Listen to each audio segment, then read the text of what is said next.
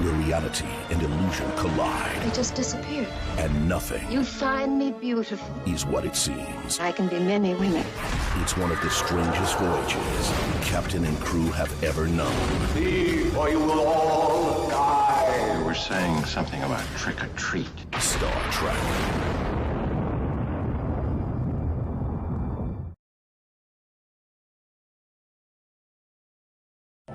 Everything you know about the Starship Enterprise is about to change drastically.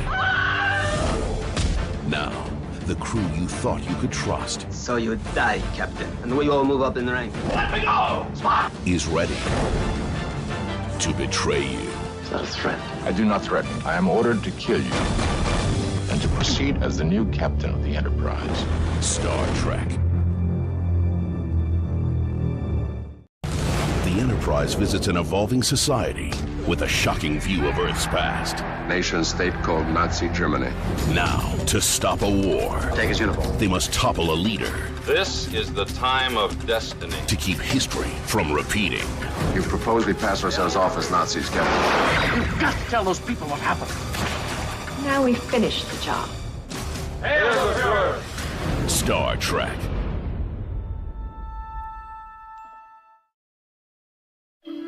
Captain's log, stardate 1533.7. We have taken aboard an unusual passenger, the sole survivor of a transport crash 14 years ago. Are you a girl?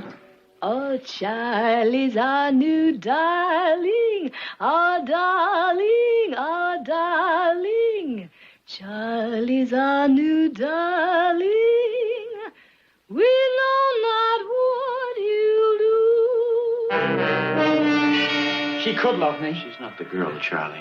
But if I did what you said, if I was gentle. Charlie, there are a million things in this universe you can have, and there are a million things you can't have. That's the way things are. Look, I'm off duty at 1400. Why don't you join me in Recreation Room 6, Deck 3? You got a deal, friend. You responsible for what happened to the Antares? Why? Answer me. Well, they weren't nice to me. What about us, Charlie?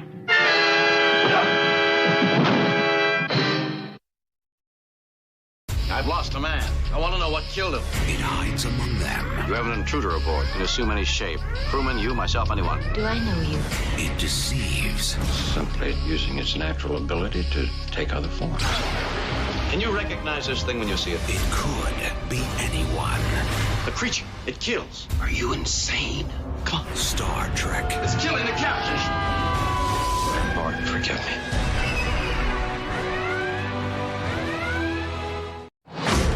You like us, guy? Bye. A society of pleasure. Leaves Scotty He's dead, Jim. accused of murder. I don't remember a thing. Was it a crime of passion, or has an ancient evil been awakened? There is monstrous, terrible evil here. Now, has a serial killer, Jack the Ripper, come aboard the Enterprise? Star Trek.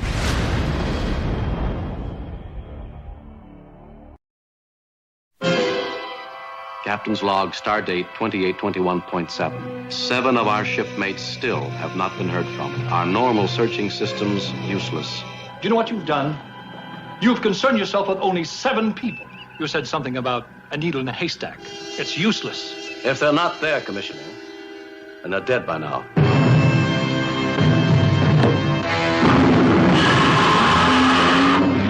We'll use virtually every piece of equipment aboard this craft in attaining orbit.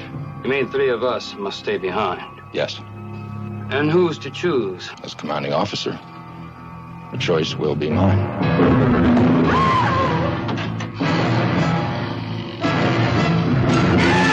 Mr. Sulu, prepare to abandon search. Set course for Marcus 3. Go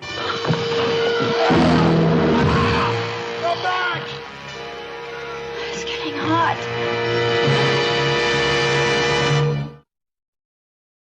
On a mission behind enemy lines, We're surrounded by Romulan vessels. the Enterprise infected by a deadly plague.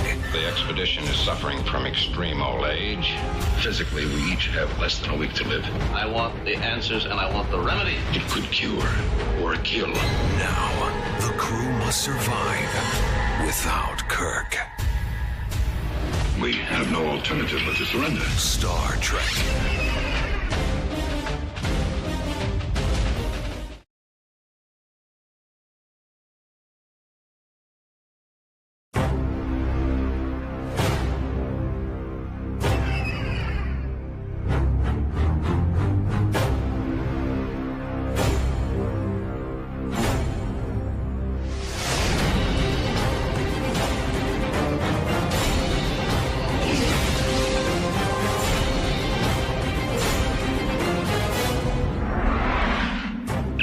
spot here.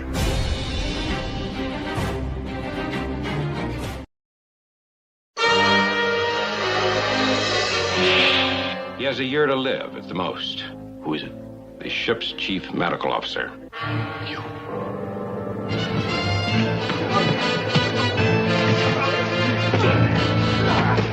Is there a woman for you? No. I wish you to stay here, on Yonada, as my mate.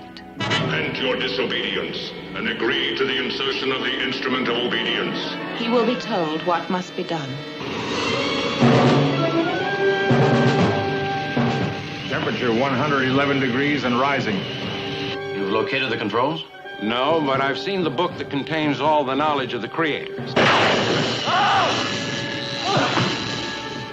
I will have you put to death. You can help him. Until you are dead, he will think of you and disobey. I will see you die. Kirk and Spock have committed sacrilege. The punishment is death.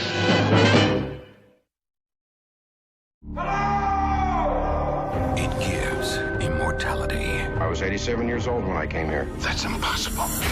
You died 150 years ago. But the price is freedom. We were virtually hijacked in space and brought here. Do you intend to destroy it? I'll do anything I have to save all of our lives. Star Trek. Stop it! You're killing them!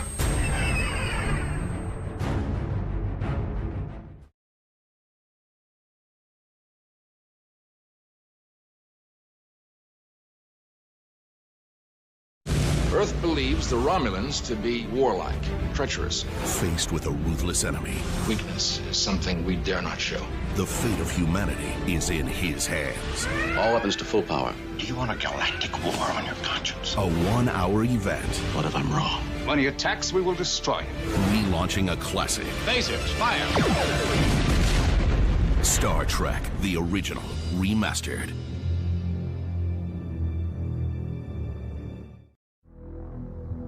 A deadly creature We are being watched. is hunting the crew of Enterprise.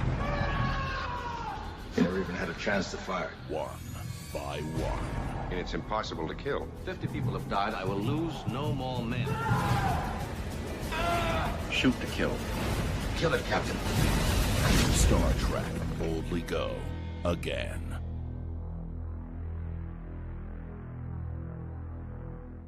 The Enterprise makes contact with a new civilization. I'm Captain Kirk. But one thing stands in their way. A Klingon! Grant, no! All are in danger. One of us must get it. Some will be lost. The Klingon warship. Mr. Sulu, sound battle station. And one Bring our child. will never be the same. The child is mine. Star Trek.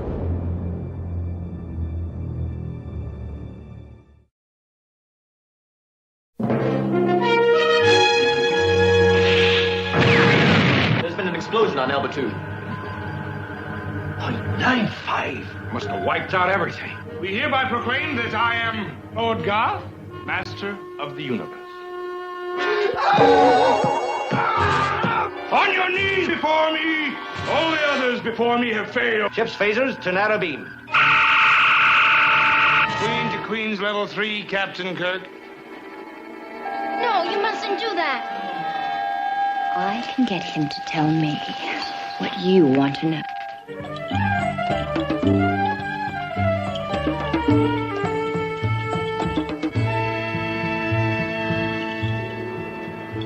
I think I knew I loved you from the first moment I saw you.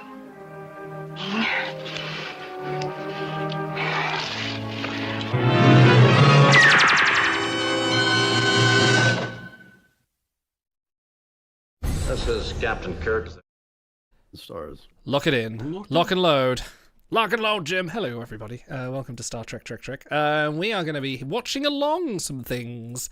Whose pick was this? The ultimate thing. Ultimate computer. Yes. Was it you, Stars? Okay, Stars. This is my one TOS pick. This is your one TOS unless pick. you count Robert Can. Wow. Okay. This is an interesting pick. I don't think I've watched this for about.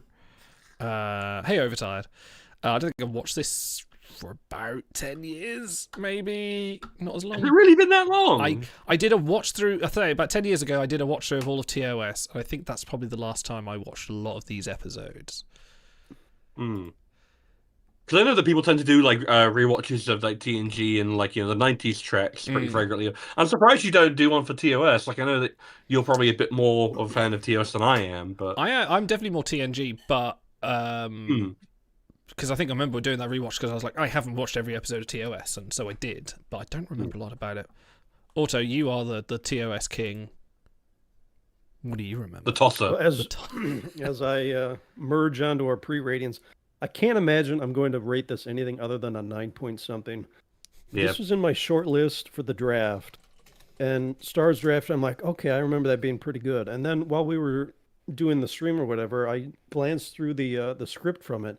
I'm like, oh, I forgot that. Oh, I forgot that. I'm like, what the fuck? This episode is awesome. I'm like, all these stuff that I forgot. I'm like, this is really good.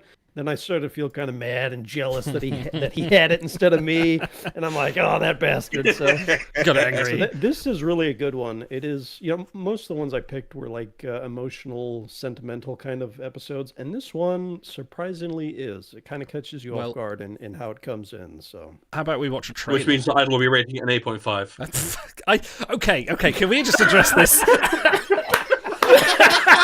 I'm pretty sure I have not rated everything at 8.5. You heartless bastard. Although I did, now I'm looking through the ratings. No, I think I've only got like 2 on it. I just love this rumor that I could rank everything at 8.5. Hold on, this is... So I'm going back through some of our old reviews or scores or whatever, some of the really good ones. And we're all rating like 10s across the board, and I will go 8.5. I'm like, oh, well, that's, fine. He doesn't like it as much. I go to another one, 10, 10, 10, 8.5. I'm like, what the fuck? It was like 4 different times where everyone's like, this is sheer perfection, and I was like, 8.5. So sorry, 8.5. Now if we get any good sentimental stuff, Idol's gonna be like, 8.5. 8.5 is the new 7. You heard it first. All right, let's watch this trailer. This is from, I believe this is from the Blu-ray re-release, so this might have some like on the remastered version. But let's have a look at the trailer. Sound should be coming through. Belcheck. Captain's log, stardate 4731.3. The M5 Multitronic unit has taken over total control of the Enterprise. I can't run a starship with 20 crewmen. The M5 can. Oh, that thing murdered one of my crewmen, and now you tell me you can't turn it off? Great. That's a good slide. Sir, sensors are picking up 4 Federation starships. Base is firing. Look at check on Brittany's teeth. Hit on the Lexington. We're firing again, sir. The Excalibur. B5. Direct hit. The Hood and Potemkin are moving off. Base is firing, Captain. Look at him bite his knuckles. Hit again. There's your murder charge. Deliberate, calculated. That thing is killing men and women. 4 starships, 1,600 men and women. Wow. Misunderstood. I believe the only way to stop the Enterprise is to destroy her. Request permission to proceed. Dun, dun, dun, dun. Oh, dude. Look, hands down, this is the best trailer we've ever watched. That's a pretty good trailer. You can't convince me otherwise. I have to say, like, we rag on Shatner. I'm not unduly, I don't think, but like the delivery on like, your dad just killed one of my crewmen. You're telling me you can't turn it off? That's perfection. That's. I believe that he is genuinely furious there. Like he is. He is not. Yeah. This is a different side. This is not the hammy, like the usual sort of enunciated or like just trying to sort of cope in a bad situation Shatner. This is generally looks terrified, which is, and again, this is late season 2, so this is, I don't know, before he starts chilling it, or sort of, no, what's the good phrase for it? Before sort of season 3's lack of enthusiasm. You're phoning in. That's the phrase. Before he shats himself. Well, I think this is also like a secretly really good Kirk episode. Like, I think there's a lot of character beats here. Like, we mentioned like, oh, this got a sentimental side, and like that's kind of why I picked this one. Like, I'll go over it again in the review, but it kind of satisfies everything you want from Star Trek. It's got an emotional through line. It's got a really good, strong sci-fi conceit. You've got world building. You've got a side of like stuff that you don't usually get to see. Just like every kind of little bit that you could potentially want to touch on, it manages to hit in a really, really satisfying way. So I'm really, really looking forward to this. I'm intrigued. This is definitely one of those ones that's, when get one of those sort of like Star Trek encyclopedias. Otto's just getting his wash there. Or you get your Star Trek encyclopedia or whatever the chronology to read through and you go, wow, a computer takes control of the Enterprise and they have to spend 4 starships to kind of destroy it. That sounds like a cool episode. And I think I remember it kind of being quite cool. All right, let's not make the pre-rating longer than the actual review, fellas. All right, I'll give you a number. God, that's how it works. Trailer scared me into thinking it might be a 10. I'm gonna pre-rate this a 9.6, and that might be 9.6. Wow, this is a pretty fucking good episode. I'm gonna have to go with a 9.6 as well. Like, I feel like there might be 1 or 2 little niggles I have with it where I'm like, but like. Every time I think about this episode, I only come away thinking of the good stuff, which is generally a sign of quality. Oh, do you know what? I'm in 8.5. 8.5. No, I'll go with a 9.5. I don't like doing a 6. I can't. What's your definition of the 0.1 there? I'll do a 9.5 for a pre-rating. It's vibes. Yeah. We're vibrating right now. Wait, that's a different word. Never mind. I'm sure that's a Troy episode somewhere. Overtime says Shatner would have made a fun Adam West Batman villain. Who would he have been? Who would have Shatner have been in Adam West Batman? Oh, this is easy. Because he played him later in a animated movie. He would have been an amazing Harvey Dent. Oh, was there never a Harvey Dent? No, I suppose there wouldn't have been, would there? There would have been pre. No, I think Harvey Dent a creation of post 60s Batman. Yeah. Like, if he was a character, then he certainly wasn't what he was as a result of the Dark Knight and all that. Like, so I think that the right level of hamminess, but also like being able to restrain it for the Harvey side of it, I think you could handle that. If it's like the enemy within, that would have been quite fun. Yeah, exactly. All right. Let's get sorted. Oh, actually, I have another question for you, gentlemen, because I now have both versions, which, of course, I had them all along, because I have the Blu-ray. Both versions, the remastered or the unremastered. And this is kind of important for this episode, because this is quite an FX-heavy one in terms of TOS Star Trek. Do you want the remastered or do you want the unremastered? I have an opinion, but I want to hear Otto's thoughts. All right, I'll do one of my 2 memory alpha polls. Okay. The producer bought the unsolicited teleplay because it could be made fast and cheap using only the existing Enterprise sets. But what we saw from the trailer was actually quite a lot of effects, people being vaporized, like the torpedoes and everything. So I would kind of like to see the original and see if this is their cheap version, what those effects might look like. Okay, we're going with the original. Okay, we'll do the original then. That's fine. We'll I think there's quite a lot of replaced shots. Just checking my runtime. Yeah, I would imagine, because I imagine all the stuff with the multiple Constitution class ships look very different than the remaster. But I'm kind of down with watching. Yes, we'll watch it twice and I'll let you know. No, there's plenty of comparison stuff on. That'll be on the DVD extras, guys. Yeah, exactly. It's definitely something I've been wanting to get, because I'm a fan of the TNG remasters because they did that like pitch perfect 1-to-1. The TOS ones, I'm not a shaky on. I prefer the originals, but again, it's I feel like CGs. But anyway, let's get this started. I just need to get myself adjusted with my subtitle files and the start button. That is the right start button this time. Yes, it is. Okay, let's go in 5, 4, 3, 2, 1.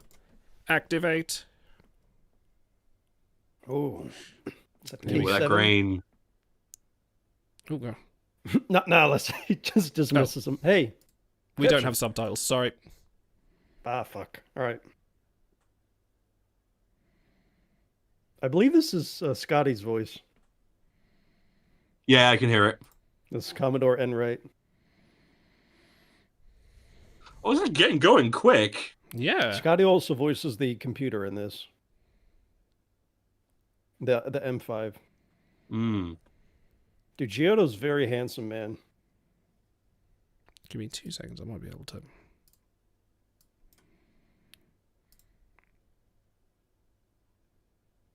Oh, the stream has subs, but we don't? That's hilarious. Hang on. We might have subtitles.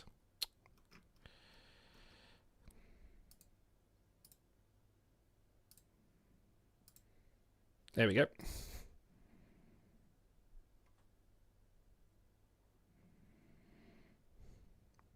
War game. All right, William Regal. That man, look, that man has never seen an iPhone. I like that about his face. He's still very handsome. Dick Daystrom. Dick Daystrom.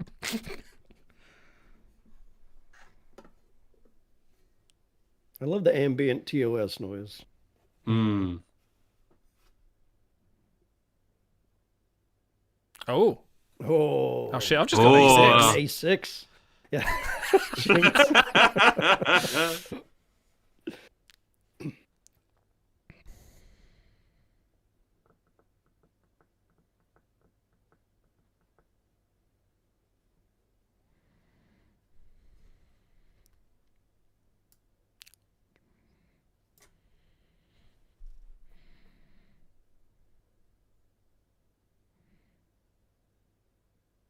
He is so monotone.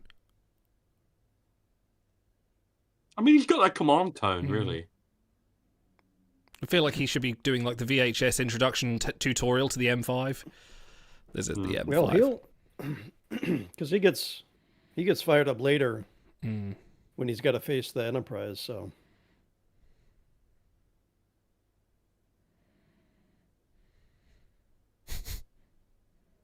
20. Seems to be an overdub there.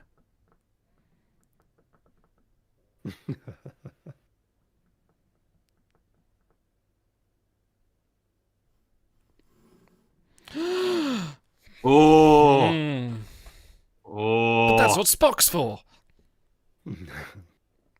I'm telling you guys, I'm thinking like that 9.6 might have been a softball. I think that might have been a low ball. Not to toot my own horn for my own pick, but you know.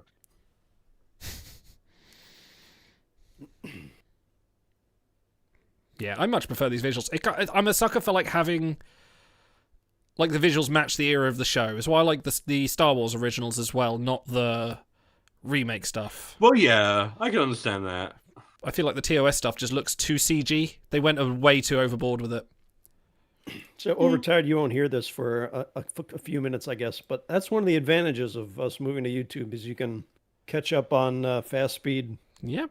You can No one should watch us at normal speed, anyways. We should always be listened to at 1.5 speed at least. If you do listen to us 1.5 speed when we're live, that'll speed us up, and I don't think I can take that. Can you remember the tallest man we you've ever talk seen? slower so that we appear normal when they speed us up. Brilliant. Oh, DC Fontana too Yeah. on the teleplay. That's how you know you're in for a good time. Bye bye K7.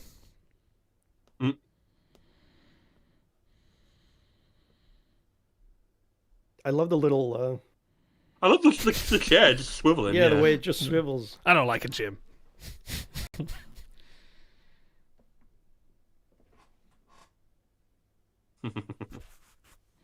Finger wave. Look at his little sassy face. He's Here we go.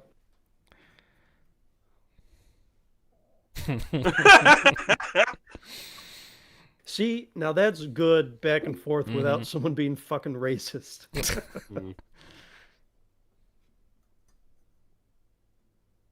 No.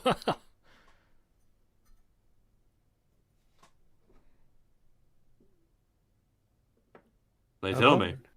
I like that. Hey, Buddha. Buddha.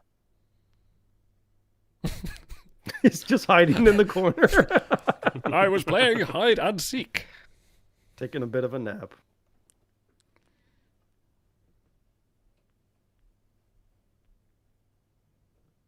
William Marshall.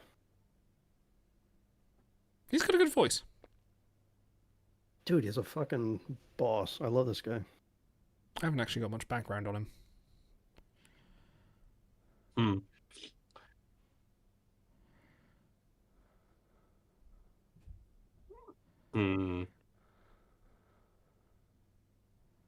Why is he slowly humping it? Well, wouldn't you? Things gotta have a tailpipe. I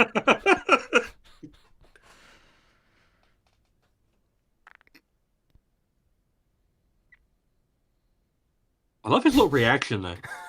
Who is this? Oh, who is this? Who's talking back to me? Yeah.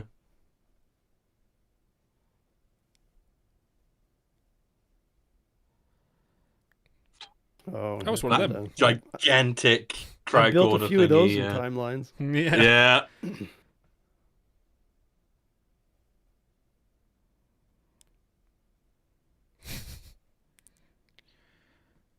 Time to impact.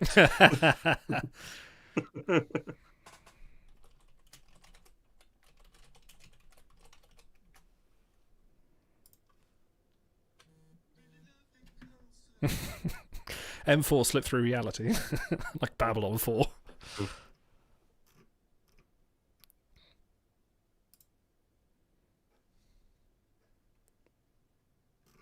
Total control. This Oh my is the God. guy who Elon Musk thinks he is, with his self-driving cars. William Marshall's top role on IMDb is Blackula. I don't know, man. He's got a great voice for it. Oh. There are things men must do to remain men. What a line.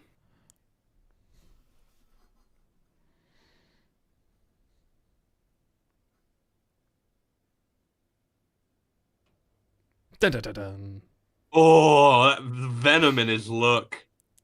And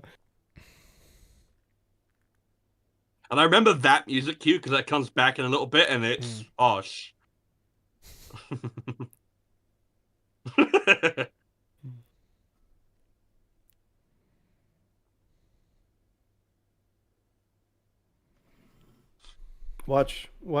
Kirk right here.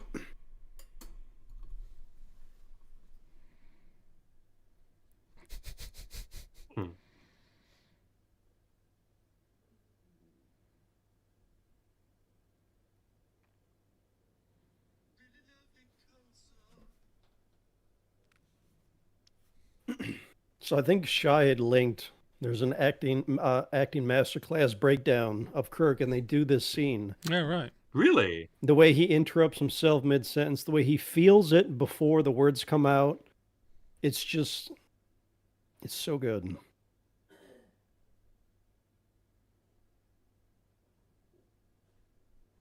Also, 1967 and incredibly prescient.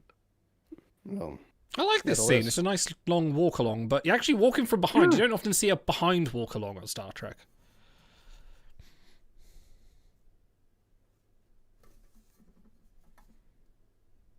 If you have the awareness to ask.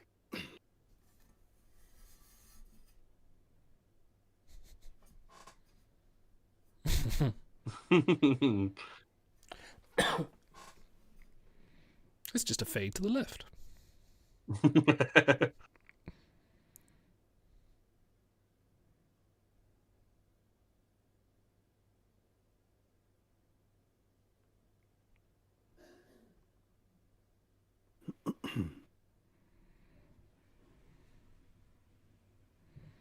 The point is, yeah.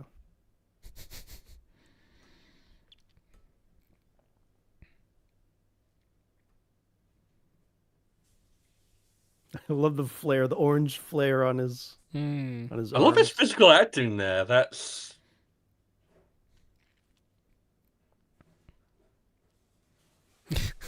Spock, you look like you have something to say. Booter, I will ban you, Booter. Shatner's a great actor, all right?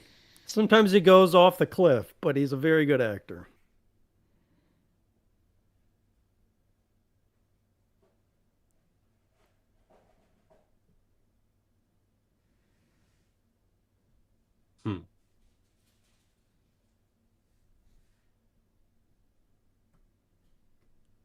Like voice like silk. That little rumble. Well, because he doesn't want to be overheard, yeah.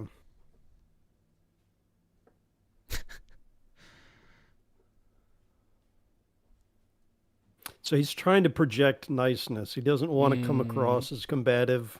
He's being almost condescending, isn't he? He's well, patronizing, I think. He's a That's genius. The word, yeah. Yeah. Oh yeah, I mean he's playing it really well, that's what I'm saying. Like there's a lot of inflection in it. Oh, this part is one of my favorites. Oh yeah. He is very tall, isn't he, actually? I'm kind of curious to know what his height is. Don't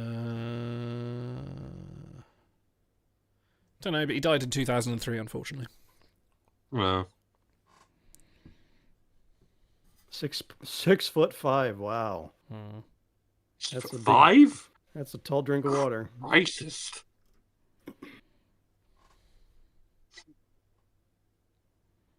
This is what tech bros wish they looked and sounded like.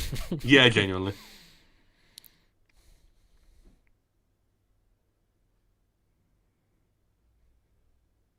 All right, I'm calling this now. This is my favorite or my best. No one else gets it.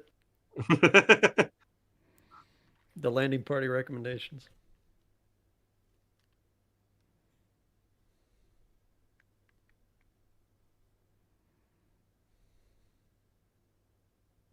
Ooh, piece of cheese. Spit out a tape. Yeah, I was going to say, your crock cheese is ready. I'm sorry, if I had a device that just gave me a small piece of cheese on the desk, I'd be so big.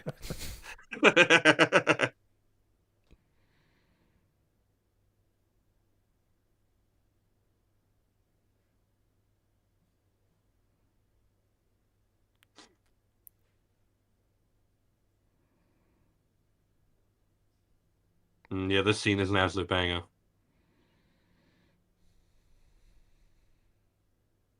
Lighting, good lighting. Mm. So look how cocky he is.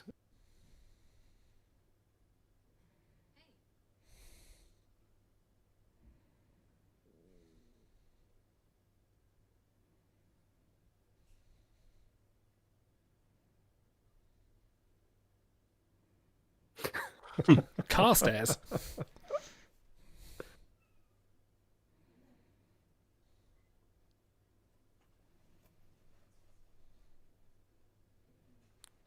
R.I.P. AI took your job. Hmm.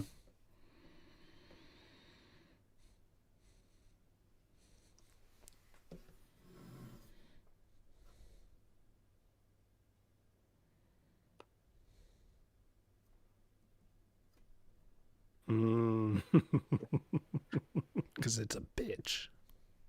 It's very petty.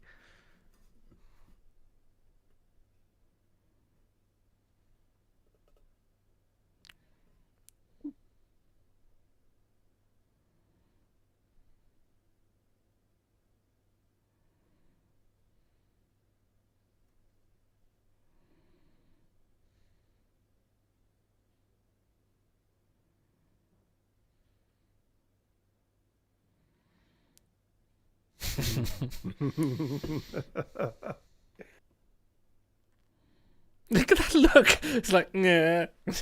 Round one to Blackula.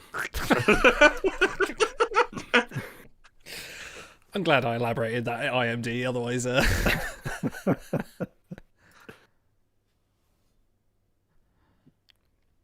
Da, da, da, da.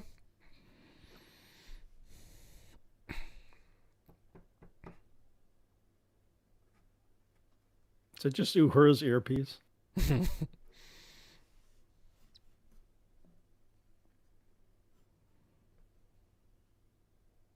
I mean, it makes sense.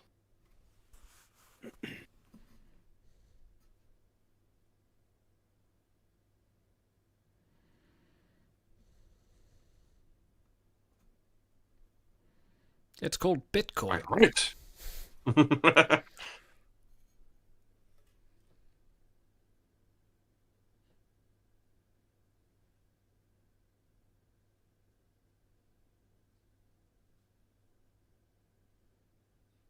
He's got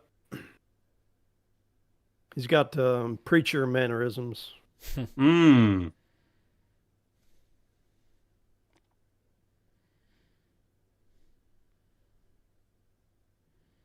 A revolution.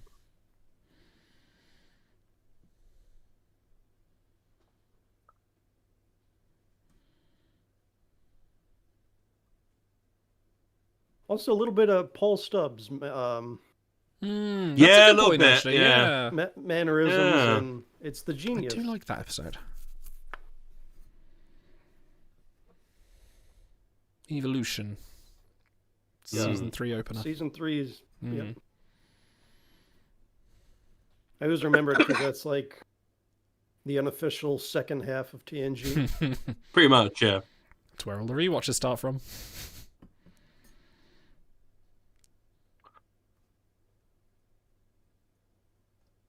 One great blast.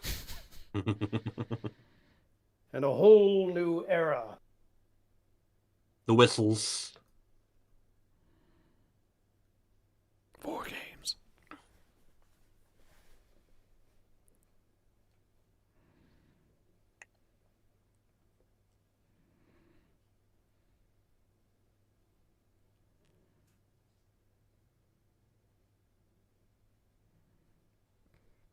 This is a Black and Decker drill. I'm sorry, I've got airplane skits in my head all the time. We're on instruments.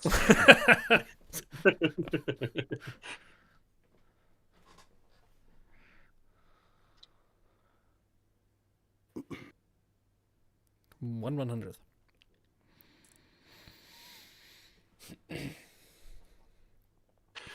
They said Port to Flight to 4, and all I can think of is that game, what was it, Star Trek Panic that we were playing in Blackpool? That's good, I enjoyed that. We refused to die many times. Well, I think Emma was right about some of the game logic being a bit off. Yeah, it was a little bit.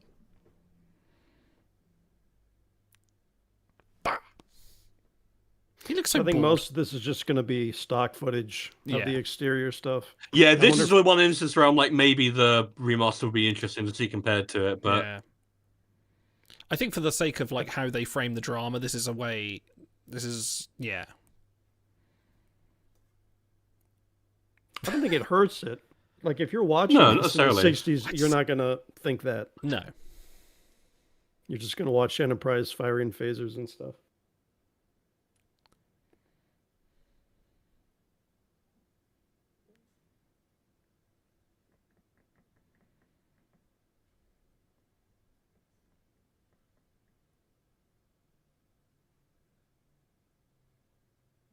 Where are the Packlets? Come on. Oh no, was it the Ferengi? I forget now. Oh, in Peak Performance? That's the one, yeah. It was a Ferengi, yeah. That's what I thought, yeah. Sorry, I'm getting confused with the Samaritan Snare.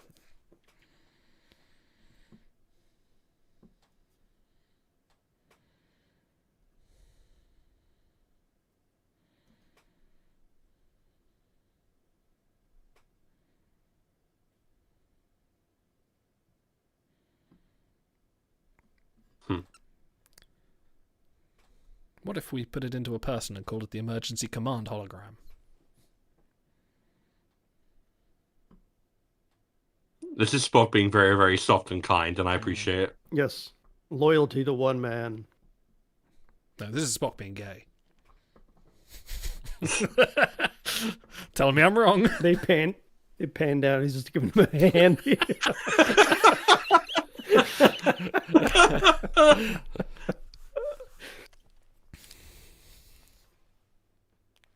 That's an odd camera angle. Yeah, a little bit. Beto's the documentary maker on this one too.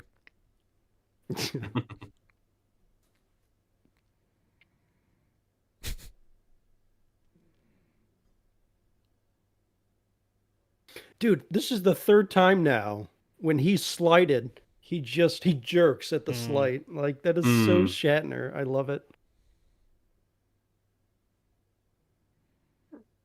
He just turns and walks straight out. No, he doesn't turn around. Yeah, the glib bones. How did I not draft? Fuck you, Stars. I should have drafted this. I have the superior intellect.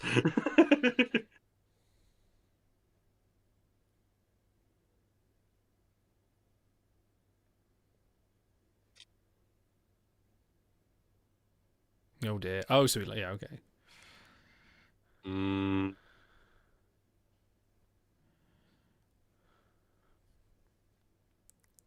Change battery. Change battery. 9-volt required. I brought you a gun to shoot yourself with. All right. Sorry, that might have been about.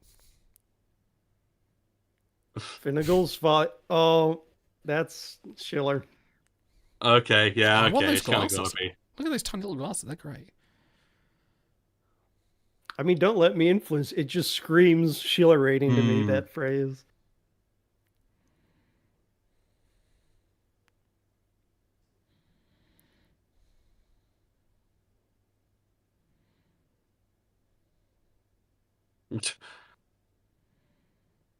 To Jim Kirk. Dude, you know he's down bad when both of them are going out of their way to try. Yeah, no, like they are completely. We need to get Jim into Jim's corner right now. Want to get better prescription?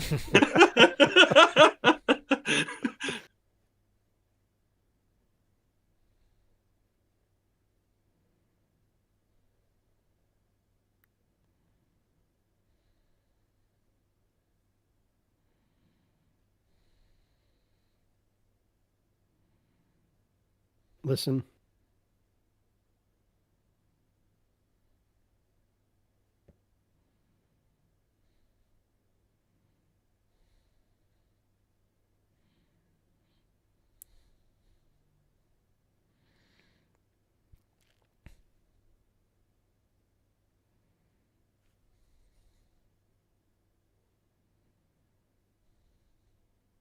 I'll reference that little musical sting later. Yeah, I think I read that. Yeah, that's a beautiful little musical bit.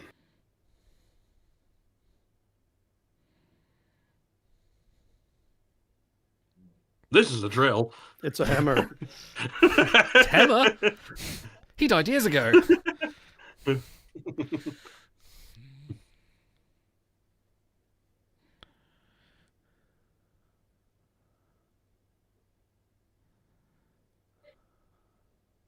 The Woden.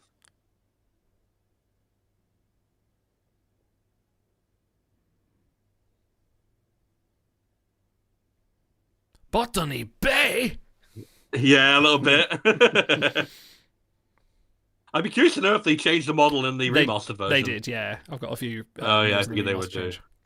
Nice.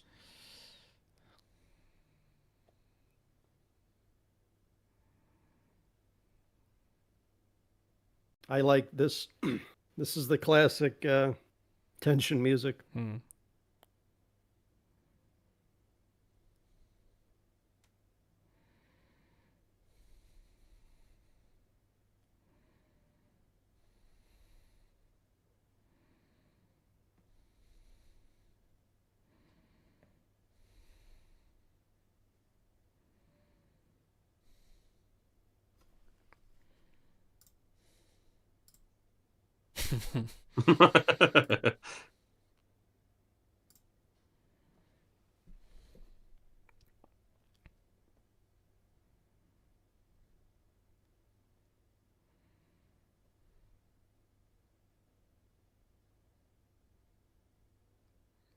I'm coming. Oh, I like the photons. Yeah. I wonder if that's new exterior footage.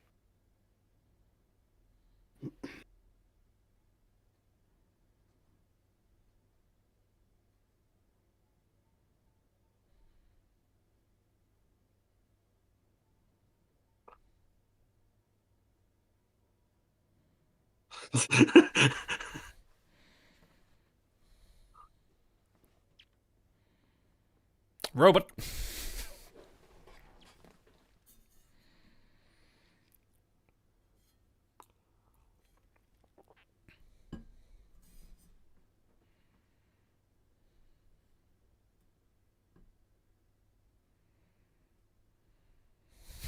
Mmm.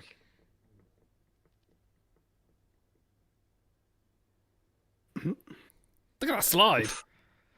Yeah, no, that was Yeah. quite the hit that Really Shatner threw took himself. there.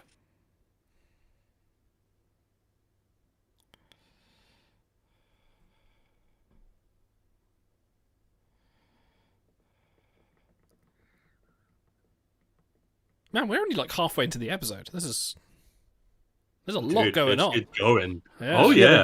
They're giving you layers of tension, ship versus ship, and then computer versus the people. So there's more than one threat going on at once. He's probably just poking his tit. Jabbing him, yeah.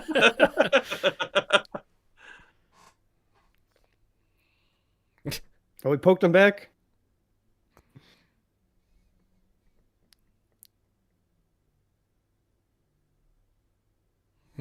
No.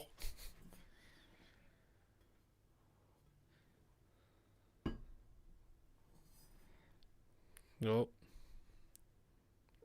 That thing's a lot bigger than I thought it would be. I think it's every time that prop. Whoa, dude, that's fucking awesome. That's fucking yeah. That's not even the remaster either. It just went.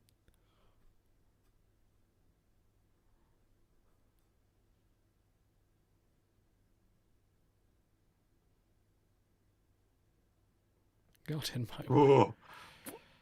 Simply get in the way. God.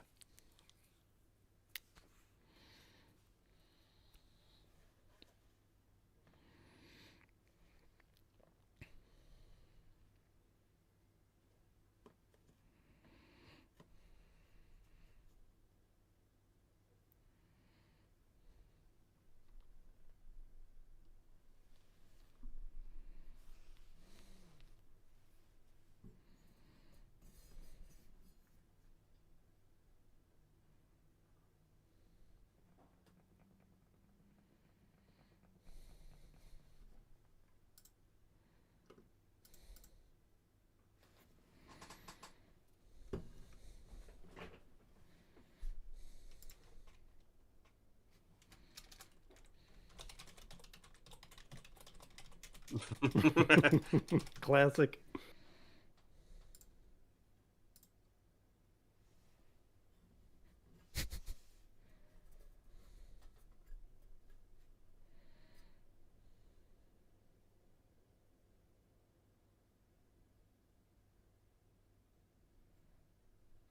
Oh, I love this line. Interesting. That's a quite fucking eye roll there. Like, come on. Yeah. This is great for like Spock McCoy dialogue. This is like proper cementing it. Everything, man. What more do you want? Yeah, we even got a handy on the bridge. Helen Noel, maybe? That is a pretty joyeux ending. Yeah, take that, Data. Oh.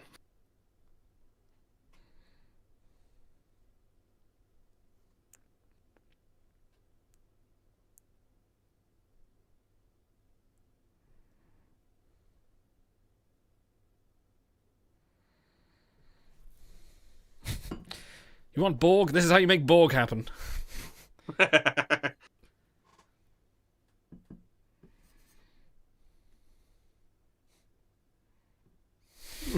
Shut up every time.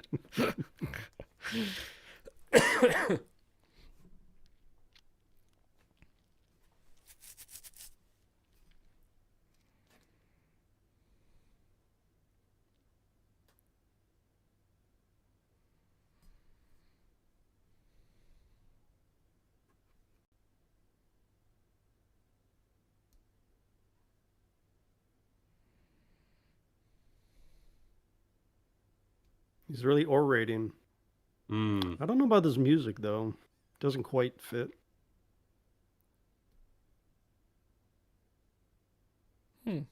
We.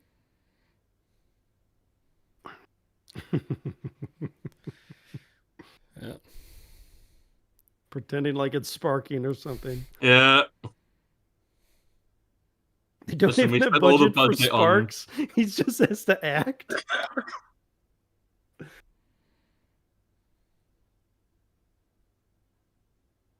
Oh, this is my backup best of.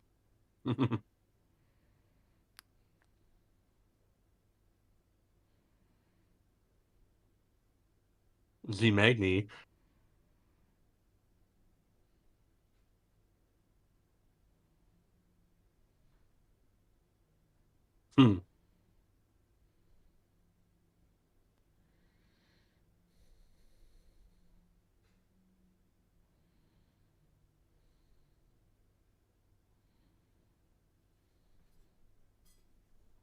It's like banger line after banger line. Legitimately. Sita. Today, I will be brilliant.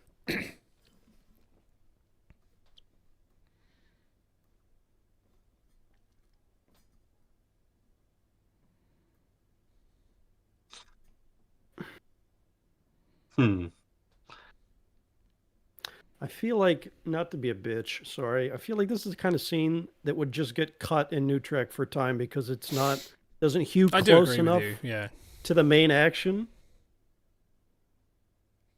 At least it wouldn't be to this extent. It would be simplified. Yeah.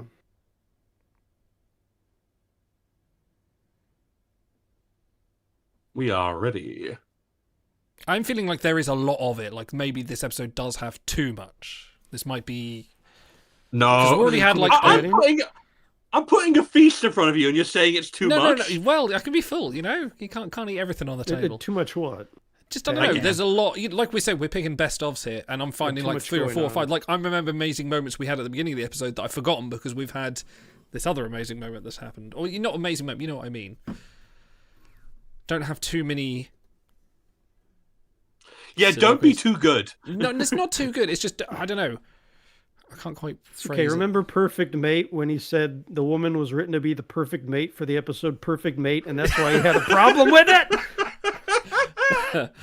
Yes, I know. It makes sense to me. I'm sure somebody else thinks like me. I can't wait to create everything you like a zero, Idol. I'm going to pay you back. I do really like this. I'm not fucking having a negative. Coming. I can hear it.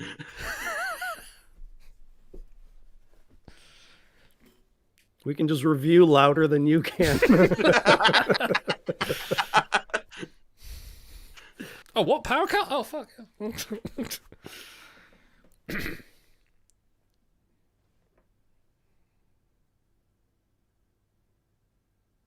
The G95. I do like the little minutia bits. Yeah.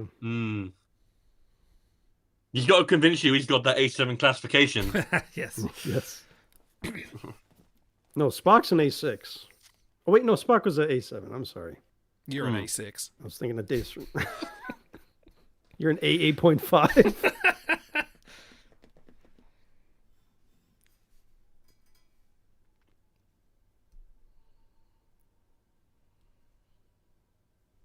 Yeah, how come Scotty's not doing comedy? What is this Star Trek?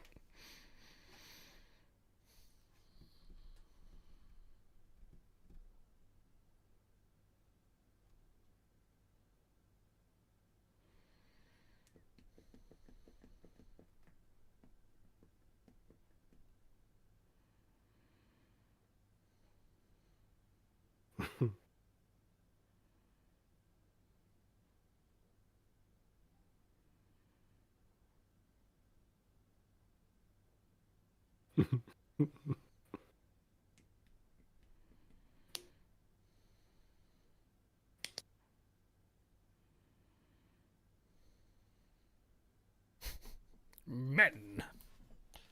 Good approach.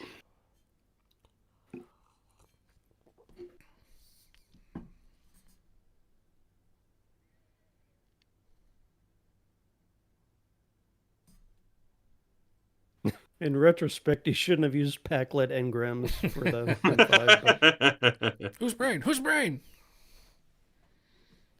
Remember Captain Pike? He's back in M5 form. Beep, beep.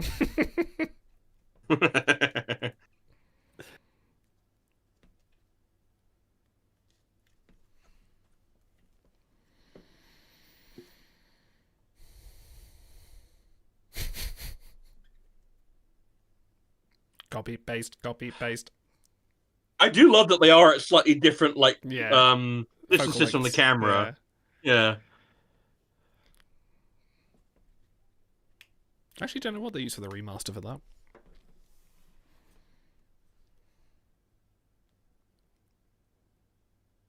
That hair is massive.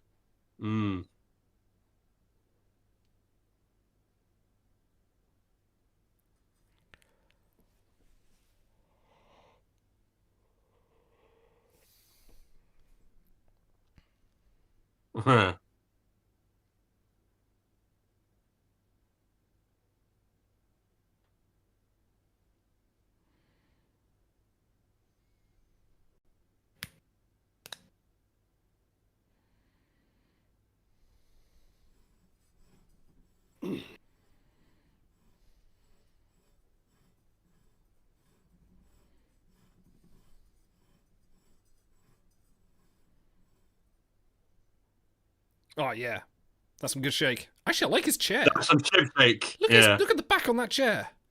That's actually Mirror Kirk's chair from Nice. Mirror Mirror.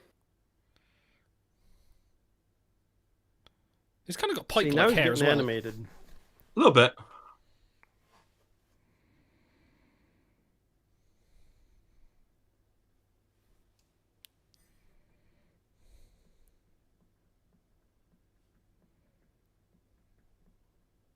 Excalibur.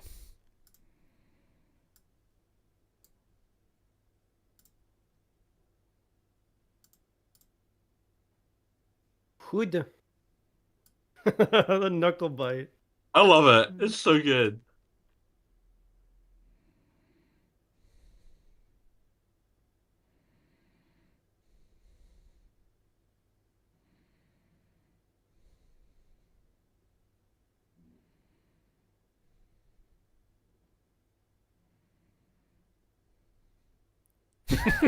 Oh, I'm using that for all my intros. See, he's animated now. Okay. Yeah. He had to set a baseline.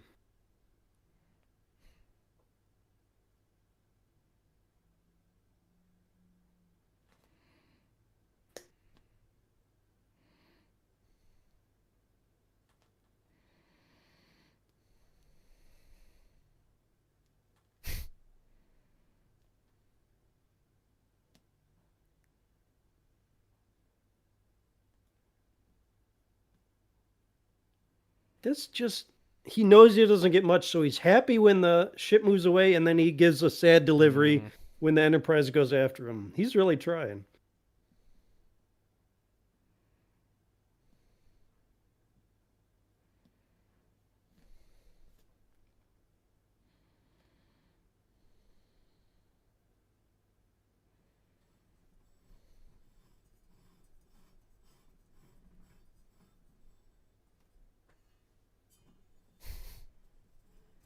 Mm-hmm.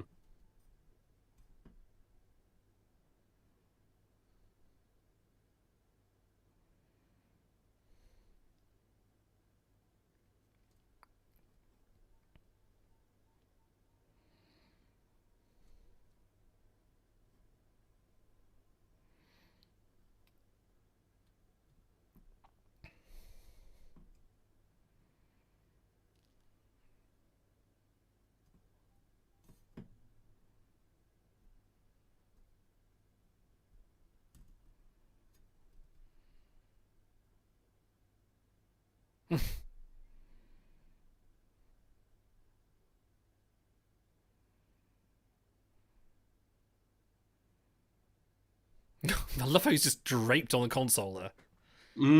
Great.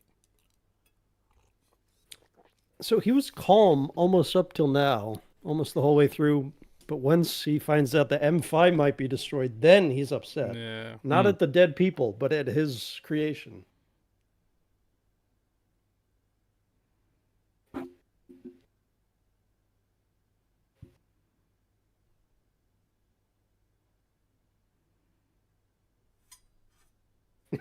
I'd love if they panned over and Jimmy Doohan was right off screen reading these lines. Probably is.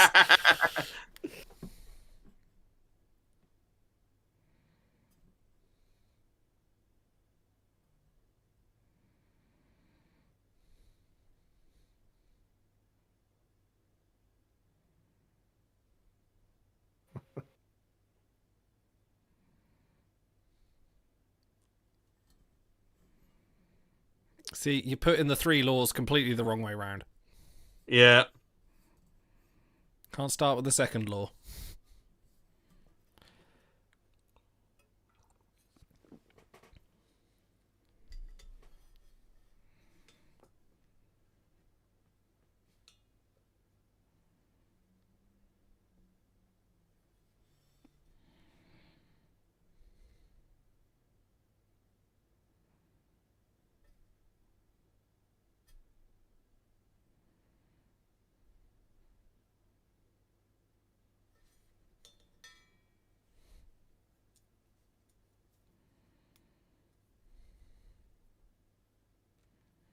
Mirror.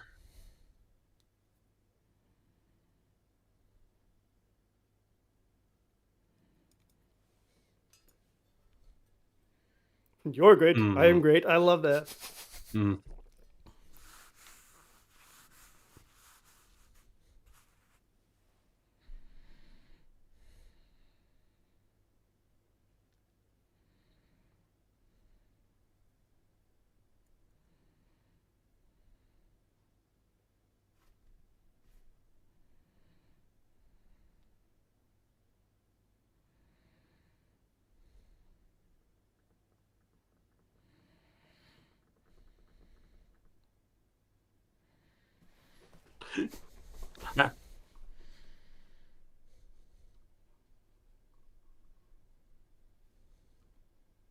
Destroy. I am Weird. invincible. Okay. All right, buddy. All right. It's a little far. Little far, but guess what? He sold it. I bought it.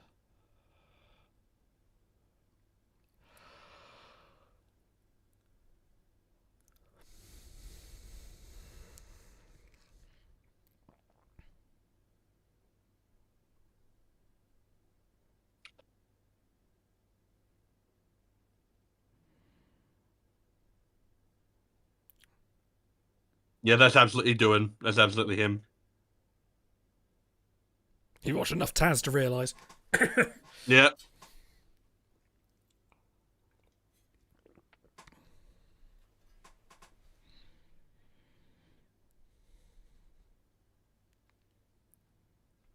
Can I make it fall in love with me?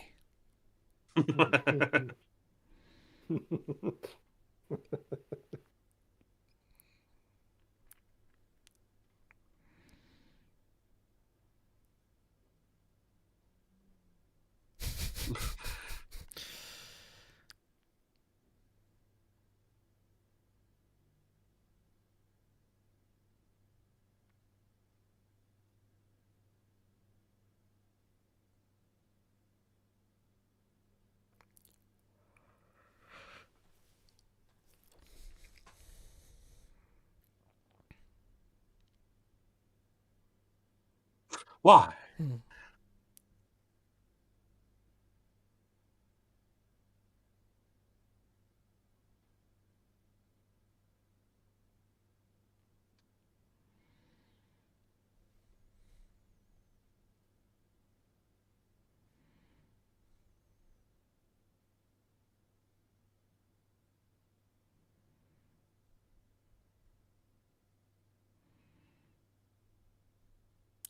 Oh, that's a classic. Why? Why?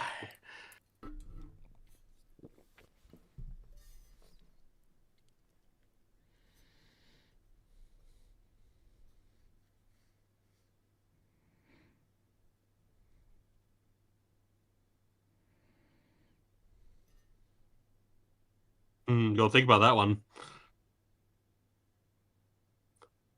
Wait, they have the death penalty? In TOS, I think they do. Yeah. They talk about it in Memory Alpha. I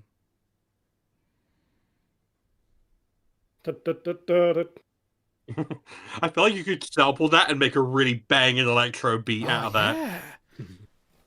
Remind me of that. I will.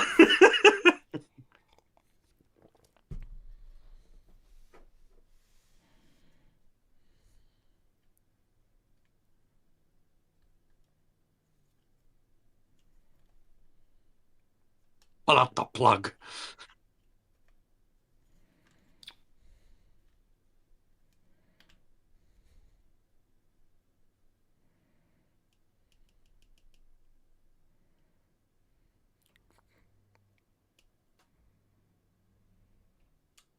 There's only like 10 people on the ship, though. They're all in that room. 20, they said, yeah. Yeah. Well, 19 now. Yeah.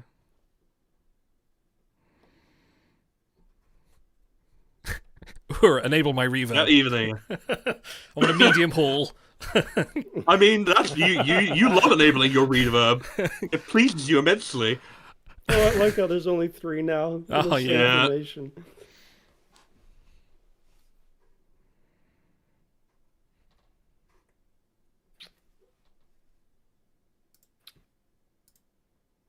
Love you.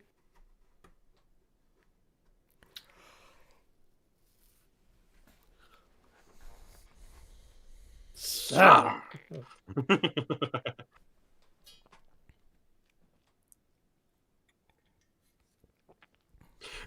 I've never seen Chekhov that red.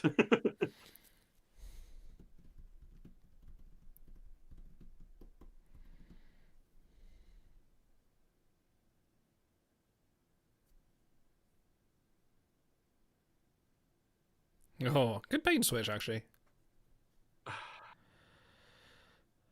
I'm telling you, man, this is like Shatner's killing it.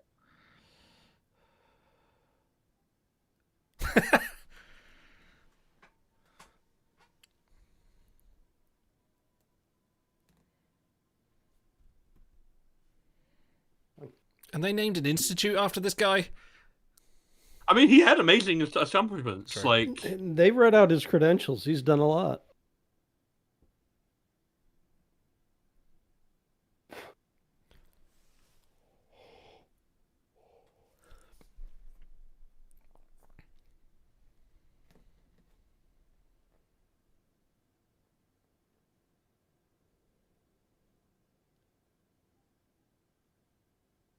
Yeah.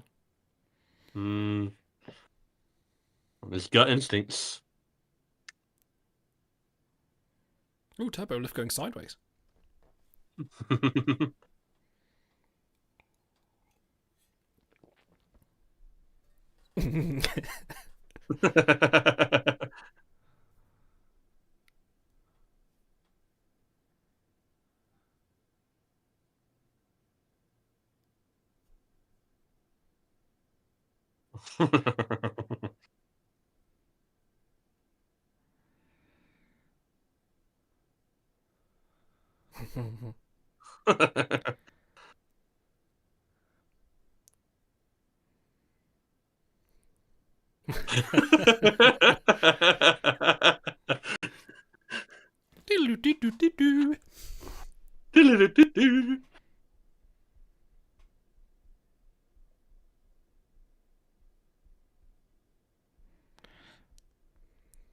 Yeah.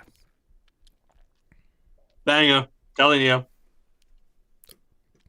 Okay, before we go to the review, I just want to have a look at some of the... Because I've got the other version here. So I will just... I'll unblur. And we will have a look at the... I'll just mute VLC as well, because... I just want to have a look at some of those remastered visuals. So actually... Yeah, if you're going to do that, then... I think... Gives me time to do something. You go do that while we... I'm just trying to find some of those ship shots, and this is probably skimming through a little bit too much. Oh, yeah, here we go. Oh, here we go. Yeah, hang on. Well, that's a nice shot, actually. I so, like yeah. that. That kind of CG just looks a bit... Too clean? It is very clean. It's very... That's a good shot, though. It's a like nice that. shot, and yeah, maybe I'd like it with physical models, I think. But... Oh, hang on. Can we get the attack on the Potemkin and everything? Like the full war game? Let's have a look. Probably. Yeah, that's the Let's Look Dead part. Where was that? That was back a bit here. I think a little bit after this, I think. Was it? Okay, let's have a look. Friend, memory engrams. Oh no, hang on. What was this? Yeah, here we go. Here we go. So hang on. If I skip, fine tune there. M5 is going to destroy them. Yeah, it should be in this kind of vicinity, I think. Yeah, there you go. So that's the full attack formation. Yeah. Yeah. Yeah, it's just, it doesn't, yeah, I get what they were trying to do, but I just don't think it kind of fits the...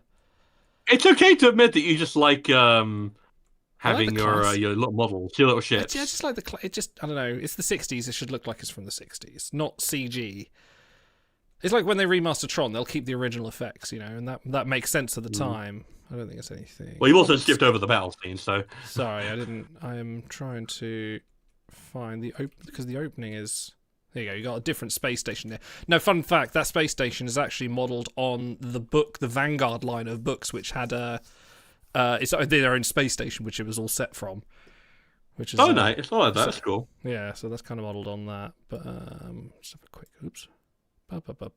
just a flick through because I think it's mostly this, and then we'll start the review.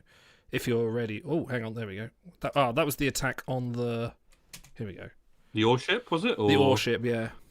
It'd be interesting to see what that looks like. You're right, Booty. Yeah, it's very jarring compared to the rest of the aesthetic. It looks, yeah.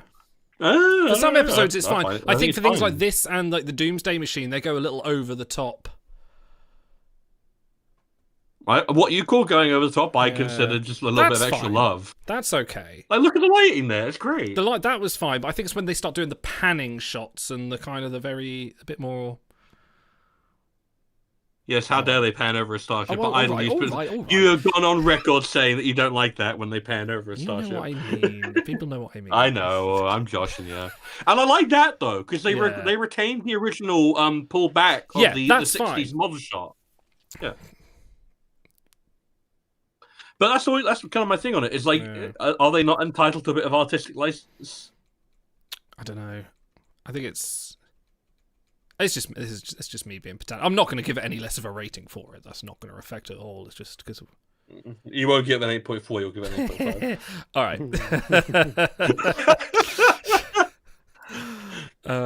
Right. Let me just turn this off and then I'll start the doodah in a minute. When auto's ready. I'm sure you see. guys This one of those instances where like. This is the reason why I stopped saying the fact of the matter. Yes. Drill it I really out of miss you. that. I'm really sad that I destroyed that part of your lexicon. You destroyed something beautiful. All right. How about we...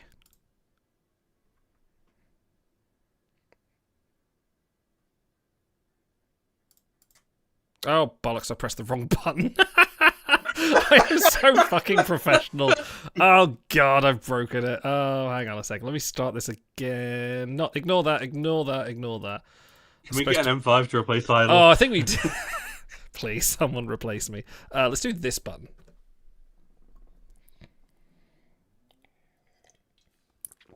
No, that didn't work either. Fuck me.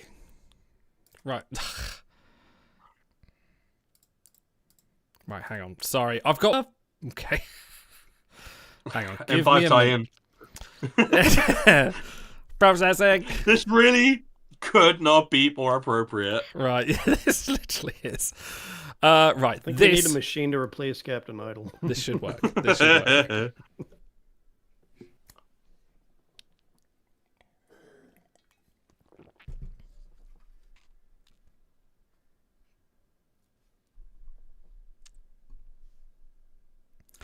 To Star Trek. I don't know what happened there. That was a weird thing. Welcome to Star Trek, our ongoing journey through the episodes of Star Trek. We have just finished watching TOS's The Ultimate Computer, featuring one Richard Daystrom and his problematic computer that may have a few whims and wills of its own. We might have to cancel M5. Yeah, don't worry about that. Also, that was a booter. That was just something I was using for face verification. Ignore that. Yes, so this was from season 2, quite late in season 2. So we're kind of getting onto the era of oh, no Who's sound. Saying no sound. Ah, fuck's sake! I know what's happened here. I'm gonna have to start this again. Hang on. It's okay, it wasn't your best feature. This is not the first time I've done this, right? I'm going to get rid of that. Oh, brother. Right, this should do it now. Right, let's just try that. Last time. Don't often do this. Usually there's only one fuck up. Don't you shake your head. You're not running this. Okay, we'll try it. Last time. This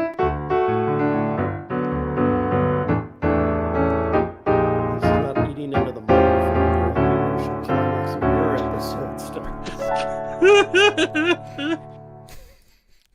That's why we do all this live. All of it live. All the time. Hello everyone and welcome to Star Trek, our ongoing journey through the episodes of Star Trek. And this week we are continuing our draft pick. And this time it is to Stars and Garters, who you have picked the ultimate computer from TOS's second season. We have opted to watch the non-remastered version, and we did just have a quick flick across the remastered version to see all the other bits. So Stars, why did you pick the ultimate computer in your draft? Why is Otto very jealous that you did? So it was a case of I did start doing my draft, and I was like, okay, I need this, I need this, I need this. Like Wrath of Khan and First Contact were immediate picks because I'm just that basic bitch. But then I was like, okay, I kind of want to hit every series at least once if I can. I want to kind of represent the multiplicity of Trek as if I could. And I was thinking about it, I was like, okay, because with the draft pick, there's an element of what is everyone else going to pick? And I was like, someone might pick City on the Edge of Forever, and guess what? Dan did. Someone else might pick, Balance of Terror. I don't know if anyone did, Shy but did. Shy did. Yes, there we go. And I was like, what is an episode that I remember being absolutely amazing, but no one really talks about as much? And I was like, The Ultimate Computer. And the more I thought about it, the more I kind of like luxuriated it in my brain. I was like, this kind of hits every single point I like about TOS. Like, it's relatively minimally problematic. It's an incredibly good, hard 60s sci-fi story. You've got a really strong minority actor who gets an amazing performance.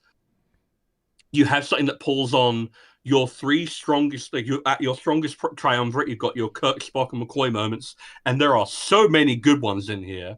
You've got that Starship poeticism. You've got that high 60s melodrama. You've got it kind of hits every single point I want from TOS. I think if I had to pick only one episode, I would be hard pressed not to pick this one, and that's why I went for it on the draft. And so I'm not usually a big TOS guy. I'm way more of a TNG or DS9 guy. I even like a lot of New Trek more than TOS. But guess what? If I had to pick one, it's the ultimate episode of the Ultimate Computer. Otto, now your cat has fully washed you and bathed you. I assume you're ready for the review. I am fully engulfed in the corona. Yes.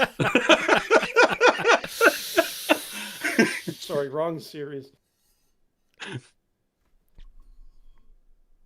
I mean, I did have a question for you. Throwing it to me? Or I was just throwing it to you. Okay, let's say this was directed by one John Meredith Lucas, who also, not Meredith Bridges, I'm so sorry, Meredith Lucas, who also directed Obsession, which is a great episode, Alas of Troyes, and The Enterprise Incident, which is also a great episode. The story is an interesting one, because this was the teleplay itself, the adaptation of the story was done by DC Fontana. The story was done by a person called Lawrence N. Wolfe, who has not written for any other Star Trek, is actually a mathematician, or a maths teacher, who just on a whim, just decided he was going to write this story about computers. And then bearing in mind, this is the 1960s, computing technology was very early on, absolutely fascinated by computers and the implications on the working situation, emphasizing the M5 unit and the Daystrom, but unfortunately the original story barely featured any of the Enterprise crew, so it was very heavily rewritten by DC Fontana to put all those sort of, imagine a lot of these Kirk and Spock, the Spock and McCoy bickering, and Kirk sort of lamenting on this thing. It was also a social commentary on American job losses in the 1960s. Obviously, this is a time when automation was taking over a lot of the industry sector, and I think John Meredith Lucas as being a bit of almost a prophetic take. Also, this is sort of like a take sort of that has been had by other authors at the time. Isaac Asimov being a very prominent one, with the various robots taking over humans' jobs, and how prophetic they would kind of be in this day and age when we are now struggling with bad AI of our own. Kind of, we all have a little M5 on our devices now that is just wrong at every turn. Listen, why bother paying people to make a Coca-Cola ad when you can just have a lot of people punch prompts into it and make a Coca-Cola ad? Yep. M5, draw me a cat with a shotgun on the doorstep, Yeah. I started noticing, it's because they told me, within the last week, I'm getting served ads, I think on Paramount Plus it says at the bottom, based on real whatever, but it's AI. The actors are AI. And I might not have noticed it if I weren't paying attention, if they hadn't put that down there, because it does have that weird smoothing, but it's just kind of, they look and they sound and it's scary. And I know that's not exactly a tie into the episode, but yes, between the billions, trillions they're pouring into trying to replace jobs with AI, trust me, they ain't investing for your own good. And what's going on in the U.S. right now with hundreds of thousands of federal layoffs, it's like, yeah, this couldn't, evergreen. We love it. That's what sci-fi is supposed to be. It's evergreen. So the good stuff. And it is, yeah. This is almost, if Star Trek had never existed and this was dropped into an episode of The Twilight Zone, would not feel. In fact, remiss. they have an episode which we may review at some point, but you'll probably forget by the time we get to it if I spoil it now. There's a real asshole boss, and these old guys are losing their jobs, and he has no sympathy for them until the end when he's replaced by a robot doing the exact same voice and mannerisms that the old asshole boss used to do. And it's like, yeah, and that was a decade almost before this. So, it kind of touches on like that Mud. Will be evergreen. Was it iMud with the Stella clones at the end, just berating him in a sort of similar vibes to that. But yeah, it's a common theme, and I think it's kind of interpreted here, and also that like you say, it's a theme that resonates throughout time. This is something that threatens jobs and forces humanity to ascend. I'm interested to hear what you think about the character of Richard Daystrom, because he's the kind of the one thing that doesn't translate as well, because he's very attached to his creation. I suppose you could probably equate him to maybe some of the AI tech bros that are out there and just like, no, it's going to revolutionize humanity. We can excuse everything it does. Before we get to him, let me just throw in, because you were talking behind the scenes. Oh yeah, the producer decided to buy this script because he could do it for cheap. Oh yes, he wouldn't need any new planet side sets or anything. So this is basically Star Trek on a budget, and for as gripping as it is throughout, like I feel like it deserves a little extra credit for the genesis of it being what was supposed to be just a cheap filler episode. Bottled episodes is like some of the best episodes. When you've got, limits can bring out more creativity in some cases. That's why, people just say, some people will say that modern television, I'm not including Star Trek in that, can be a bit more creatively bankrupt because they go, oh, we'll just put a cool effect shot in there instead of actually, expanding on the dialogue. But this sort of does the opposite. But yes, Dick Daystrom. Daystrom, Richard Daystrom, played by the amazing William Marshall, who is also, as I was just perusing his IMDb, famously known for being... got to have done something. He has done lots of other things, but the thing that just jumped out at me, he was Blackula, but he was acting all the way up until 1996. He died, unfortunately, in 2003. But he did some Avengers stuff. He did sort of scrolling through The Man from U.N.C.L.E. He did some Alfred Hitchcock. He did a show here that's just called Vasectomy, A Delicate Matter. He was in 22 episodes of Pee-wee's Playhouse. That's something. But no, he was great. I actually really liked him as a character actor. He emoted. He was unique. He wasn't just like Doctor Character of the Week, and we mentioned this in the watch along, the same way that like Paul Stubbs in Evolution at the start of season 3 of TNG is a very similar character and very similarly kind of possessive acting. But yeah, what do you guys think of Dickie Daystrom? Well, hold on, I got to cut in real quick. I know stars. Do you have notes? Are you looking at notes? I'm not looking at notes now. Oh, no, I roll up here. He's rolled up. I'm playing the baseball game up here. Hand rub. When you do the hand rub, you're about to go off. So I wasn't sure if you had notes. I just, strap in. I'm curiosity. I'm playing out the baseball game here. Just cleaning himself. Getting ready. So I want to take a prompt here from Buta, who says that Daystrom seems like Elon Musk. No. And I hate to call you out, Buta. You're completely wrong. Elon Musk is Henry Starling. Yes. The most unrealistic aspect of this episode and also Evolution is it predicted that tech bros would be so much more empathetic and human and soulful than they actually are. If you look at Paul Stubbs, if you look at Richard Daystrom, they actually care about their fellow man. Like, that's what Daystrom's essential characterization point comes down to. It's two aspects. One, which is like the more selfish, which is like the boy wonder, I need to recapture my earlier amazing feats. And then there is actually the second very like laudable, very human aspect of I want to protect my fellow man. And there's a lot of aspects, especially when he's talking to them in engineering, of almost being I get very heavily pacifist vibes off him. Like he would rather that we not involve ourselves in wars with the Klingons and the Romulans, that we just keep to our own borders and keep ourselves safe, and not risk ourselves unnecessarily. Which I think is an interesting thing to give to your scientist character in the 1960s, because we're in the Cold War and everything. And it's not overplayed. I'm reading into it in that aspect, but I definitely feel that there's an aspect of care for his fellow man, which makes him a lot more sympathetic. And when we come around to our ratings, the actual falling down, I think, of this episode, and I say falling down as if I'm not going to give this an amazing rating. I am going to give this an amazing rating. Is in the fact that 3.5.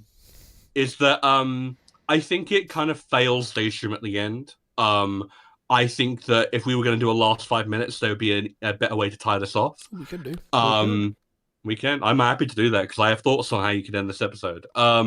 But I think Marshall does an amazing job of presenting a character who is very he's not quiet, but he's a bit more reserved. Like he's keeping himself kind of very composed.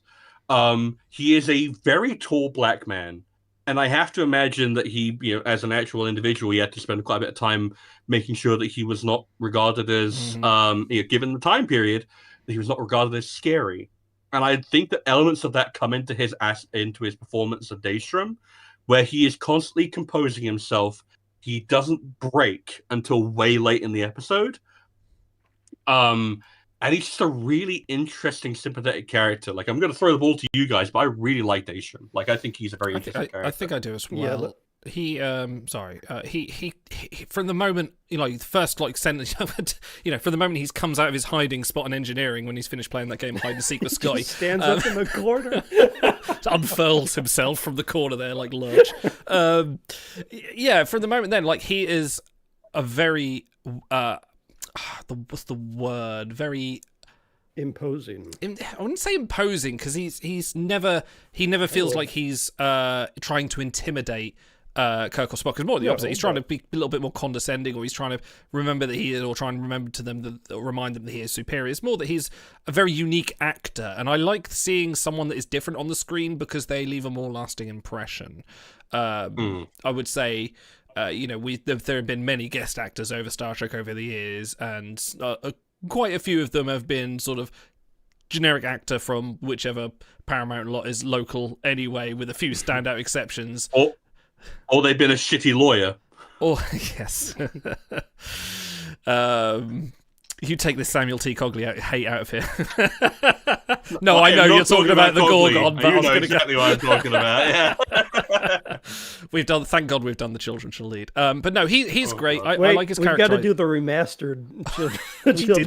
No, we got to do the original. Anyway, no, he's great. I like his performance. I like his desperation to do the mental gymnastics to not admit the truth that M5 is killing people and is broken, even from when the first warship is broken. He gets that oh no, he's in denial, because this is him essentially. This is a part of himself put out there, so it can't be wrong in that desperate. And it's not just this part of the character storyline. He shows it, and I like that he is fundamentally tied to his character's way that Daystrom is. I can't wait till they recast him with someone worse, Richard Maddox. Auto. Oh yeah. All right, let me try to pull this together. Yeah, so he is, it's not that he's trying, he is an imposing figure. He's 6'5", William Marshall is. And yes, he's black, and that's worth mentioning because if you're familiar with TOS, Roddenberry was good at not seeing color. I mean, but it's also important to see color because representation is important. Especially at that time. This guy is, even though he cracks, it's so weird to say because I'm a fucking a white guy that grew up, middle class. He's inspiring to me to see that kind of representation. He's huge. He's brilliant. He's thoughtful and he's compassionate. And what else do we want in our heroes? but the physical acting is good. Like you see, he stands up from the crouch, but he's very reserved up until toward the end when he starts to crack. And he actually he almost takes it on the chin a few times. M5 destroys this robot ship, and he stays even keeled, even as he's being grabbed on the bridge by Kirk and saying, "There could have been people on there. You killed people." And Bones is giving it to him too, and he stays even keeled until when he starts to crack is when you see, oh, look how much of him is in there. When he says "we," when he talks about M5 making mistakes, we made the mistakes. It's not the computer that made the mistakes. And then he starts to really emote a lot more. But also compare him to Commodore Wesley, who's a pretty strapping guy, deep tan. He's got the look of, if not leading man, at least, a good accompanying piece. And he was way less memorable. He doesn't grab you like William Marshall does. And it's not just the height difference, but so he's magnetic. If I had to put one word to this, every time he's on screen, you're watching what he's doing.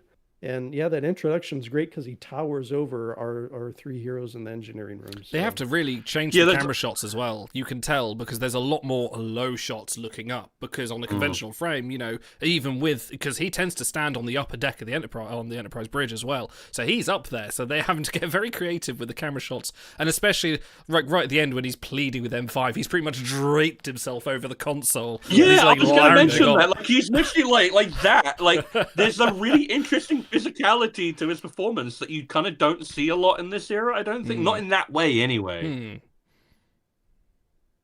Yeah, no, he's a great figure. And it's interesting that, like you mentioned, they named an institute after this guy. He did have amazing achievements. Like they list off exactly how much he's responsible for. And I don't think the Z Magnus prizes, yes. And I don't think he comes off unsympathetically here. Like he doesn't start trying to endlessly self-justify, that we've killed people. He's like, well, he has like a moment where he's like, it's self-defense. It's not murder. But then he very quickly pulls back on that. And he starts trying to rationalize with M5, like, we are killing. That was one of the lines that really stuck in my brain from the original watch through when I did this. It's like, we are killing. And I love his delivery on that line. It's so like vulnerable and fragile, and you can really feel like he's talking to a mirror of himself. And Idol, I don't know if you'll probably get this reference a lot better than I would. It reminded me a lot of Ultron, like the original comics version of Ultron. Yeah. Where he has Hank Pym's like Ant-Man's like memory engrams, and that the fact that Ultron goes like completely psychotic and tries to kill the world, you have to look at Hank Pym and go, how much of that is in you? I think it is comparable to, and sorry to go off the Star Trek tangent, but like Ultron in Age of Ultron and Tony Stark is the equivalent thing. He talks like him, he acts like him, he has the hubris. There is that part of the maker and the machine. And that's Star Trek. In my long rant, what I forgot to touch on is what you said, Idol, that he has this condescension, but it's not intentional. He is a fucking genius, and he's dealing with essentially Luddites in Kirk. I mean, Kirk's a great captain, but his expertise is not technological. And so he does his best to not be rude. He's trying to be accommodating. Like you said, he doesn't want to be scary. He doesn't want people to automatically dismiss him as some egomaniacal guy. So even though he does kind of crack at the end under the weight of his genius, which understandable, they give us enough to understand why he is that way. He does start as part of his very consistent. I love a consistent arc because it makes everything else that happened have some weight to it. It impacts that character. So yeah, he starts out kind of condescending, but not on purpose. He's trying to simplify what he thinks. He's on the edge of the greatest creation of his life, and he desperately wants it to be accepted. Yeah, and it's like I think it's really, really interesting watching, especially the earlier, like maybe my first third of the episode, in the interplay between him and Kirk, where they are desperately at odds, and they keep on like kind of sniping at each other, and like it takes a little while for them to kind of build up to a fever pitch where they will start just taking chunks out of each other. Do you think that you'll miss the prestige and honor of being a starship commander? And And it's like they are being very careful to be as diplomatic as they can, even though under the surface there is an instinctive reaction of, you're trying to take my fucking job and you're standing in the way of progress. Like, there's a wonderful conflict there, and it's like, it also plays out in the way that he is way more deferential and respectful in a way of Spock, but also kind of seems to fear Spock because he understands that Spock has the requisite technical knowledge to know what he's done is a bad idea, which is an interesting dynamic to watch on screen. Otto, do you remember that Strange New Worlds episode where Kirk storms off the bridge and has a bit of a sulk? He kind of does that in this episode, so there kind of is precedent for that after all. Maybe we should up the racing. Oh, don't start. Don't start. But actually, I found that really interesting. Yeah, go on. No, you go. So I don't disagree that they're kind of sniping, but I also think Daystrom's just not familiar. High-functioning geniuses usually aren't quite as socially competent as someone of average intelligence. So I think there's some sniping, but I also think he's just being blunt. Yeah. He's not worried about necessarily hurting his feelings. He's just saying, this is the way this is future. It's going to happen whether you like it or not. But also I love that he does it because it pulls out from both Spock and McCoy just probably the most sympathetic they've ever been toward Kirk, because they know how much he's eating him up. They both pull him to the side and be like, and they're like, well, buddy, don't worry, we're still loyal to you even if the circuits are not. And that was just beautiful characterization.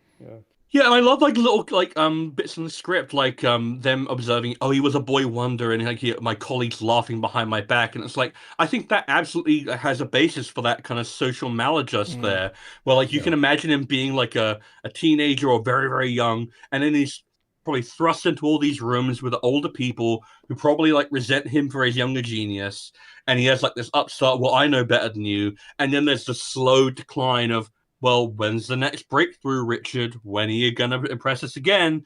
And then it gets bitten. Because, here's the thing. I'm imagining his wife is Hyacinth Bouquet. When are you going to build me another computer, Richard? What happened to Babylon's 1 through... Oh, sorry, so M5 1 through 4? Babylon's. Sorry, Babylon 5. You know what he wants to review. And it's interesting, because, you kind of imagine the intellectual communities and academia as this, hermetically sealed environment, and it fucking isn't. The amount of petty backsniping assholish behavior that will go on in these circles will absolutely equal any other community, and it's I like that playing into his characterization. I think it absolutely helps bring his character to come together in a very interesting way. Yeah, and you kind of get I liked the Kirk reflective part of this episode, which is it's a smaller part of it than I actually thought it was going to be. I think because there's, and I'll come on to this a bit later because there's quite a lot of dialogue in this episode, but he's... How many words, Idle? 5,371 is actually the number one TOS episode. Okay, we'll do it now. This is the most amount of words spoken in any original series episode by quite a large margin. Really? 5,371 words. It's number one. It's number 40 in all of Star Trek. This is a very mouthy, very wordy episode. You know what, Idol? I give you shit for your word count. I'm actually genuinely fascinated because I think that is really interesting in terms of the construction of the episode, because it is very wordy. There's a lot of talking. There is. The war games and the technological aspect of it is such a big part of it, but there's so much characterization that, you mentioned kind of feeling getting lost in it, and I disagree personally, because I think there's just so much to savor. It's watching an episode of Archer, where it's you have so many punchlines right after one another, and they're all bangers. Or watching an episode of Police Squad, and you have to go back and rewatch it multiple times to really appreciate. This is actually, before we hit the record button, this is the first time I'm doing this, and we're on review number 100. I went back and wrote down some of the bangers because there are so many good lines just on their own that I wanted to make sure they all get hit. So when there's a lull later, I'll bring up some of these. But between that and I don't want to be an asshole, but here I go. There's a scene with Bones and Kirk, and they're talking about the man after he's starting to waver a little bit. and they're talking about his genius, his accomplishments, and it's a really great scene. We'll break it down later. But I said while we were watching, this is the kind of scene that would just get cut from New Trek, and I'm really not trying to pile on, but it doesn't directly impact the plot. It doesn't directly build our main characters, Kirk and Bones. It's just a bit of expository stuff on this one episode guest star, and it was fascinating. Some of the lines like really stick with me. Today will be brilliant. I find them applying to my own life, and it's like this episode would objectively be worse without this little side expository scene, and I really love that it's in there. So the word count, it being number one, is noteworthy because even in something which felt to me very gripping, high stakes, a lot of shouting our lines and acting them out, and also I said there's multiple layers of threat. The M5 is killing people on the ship, it's killing people ship to ship, and so you have all this layers of action and threat, and yet throughout that is all this dialogue that's hitting all these different areas. So it's who wrote this again? This was Lawrence. The teleplay was it's a DC combination. Fontana. A combination of the two. But no. So they did great work. Yeah, go back to my original point. Like Kirk, the self-reflective moments here. We see this in Wrath of Khan. We see this in Enemy Within. Moments where Kirk is sort of vulnerable, and he's a little bit mopey in this, but that's not a problem because he is being, the idea that his job is in question. There's time for it. Yeah, there's absolutely time for it. Yeah. And it's a great moment for him. What was the other point I was going to make, and I've completely forgotten it. Someone talk until I remember.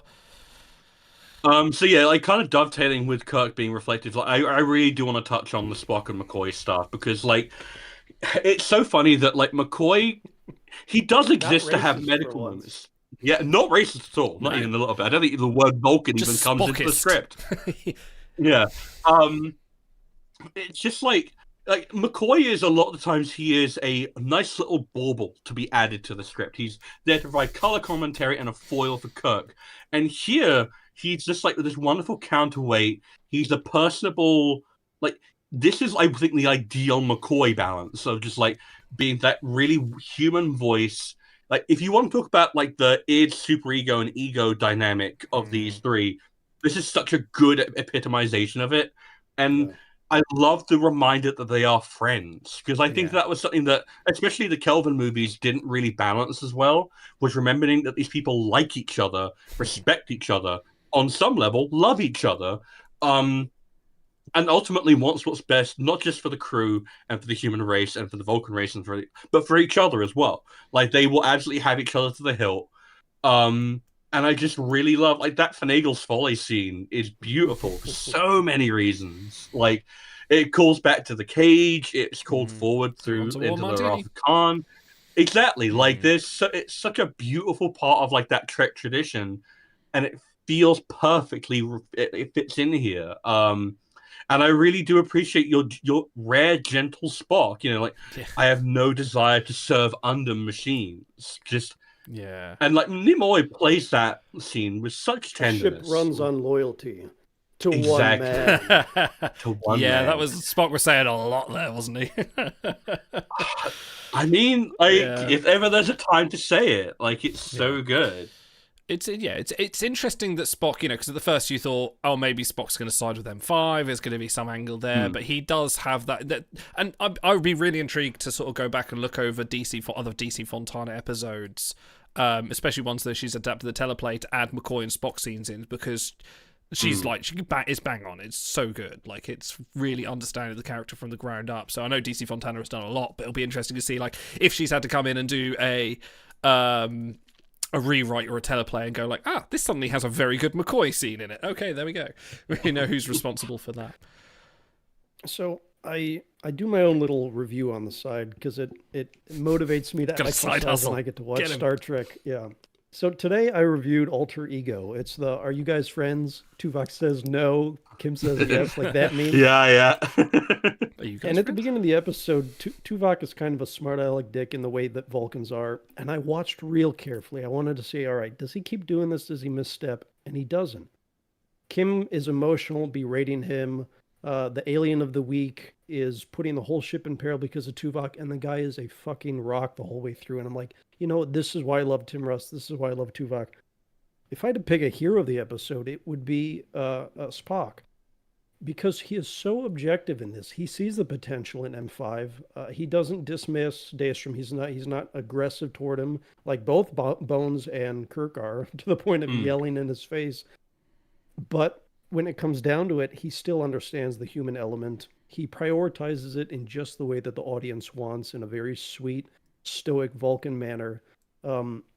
But he's not overly emotional. He's not going to let his feelings get in the way of what is right. And in this case, as is always in TOS, the human element is what's right. And he does recognize that. So he's pitch perfect in this. Okay, Stars, I have a question for you. I don't have it for Otto because he's read the in-memory alpha page. So this is one of many times that Kirk talks a computer to death. He does it 3 other times. What other episodes does he do it in? Oh, me and Otto played a variation on this game the other day. Okay, one of them's got to be what is it? Is it Return of the Archons? Correct. Is that the name? Yep. Okay. Is another one? Oh, it's A Taste of Armageddon. No, although I think that no. It does involve computers, yeah. But he doesn't talk it to death. Tallying up the death counts. That's right, yeah. Okay. Yeah, there's Landru, there's M5. What are other examples? Does it count iMud? iMud counts, yeah. There you go. Ding. Okay. And then there's one more. Okay. Fuck. This is where my TOS knowledge is I've got a hint, but it's a big giveaway, so I might save it unless you can't really get it. It's not Vija, is it? It's not Vija, no. No, that's something else really takes Vija to death. Something else happens to Vija. Can I get a hint? First 13-hour Voyager. Fuck me. Which would make no sense to anyone outside of Timelines. It doesn't make sense to me, and I've played Timelines, so I don't fucking remember. Captain Braxton. Oh, no! Roy Kirk. Yes. Yeah. The Nomad. Yes, right? correct. Nomad the Changeling. Yes. Yeah. That's it. So there were 3 other times. There you go. Like, so I thought it was a bit obvious a clue, but yeah.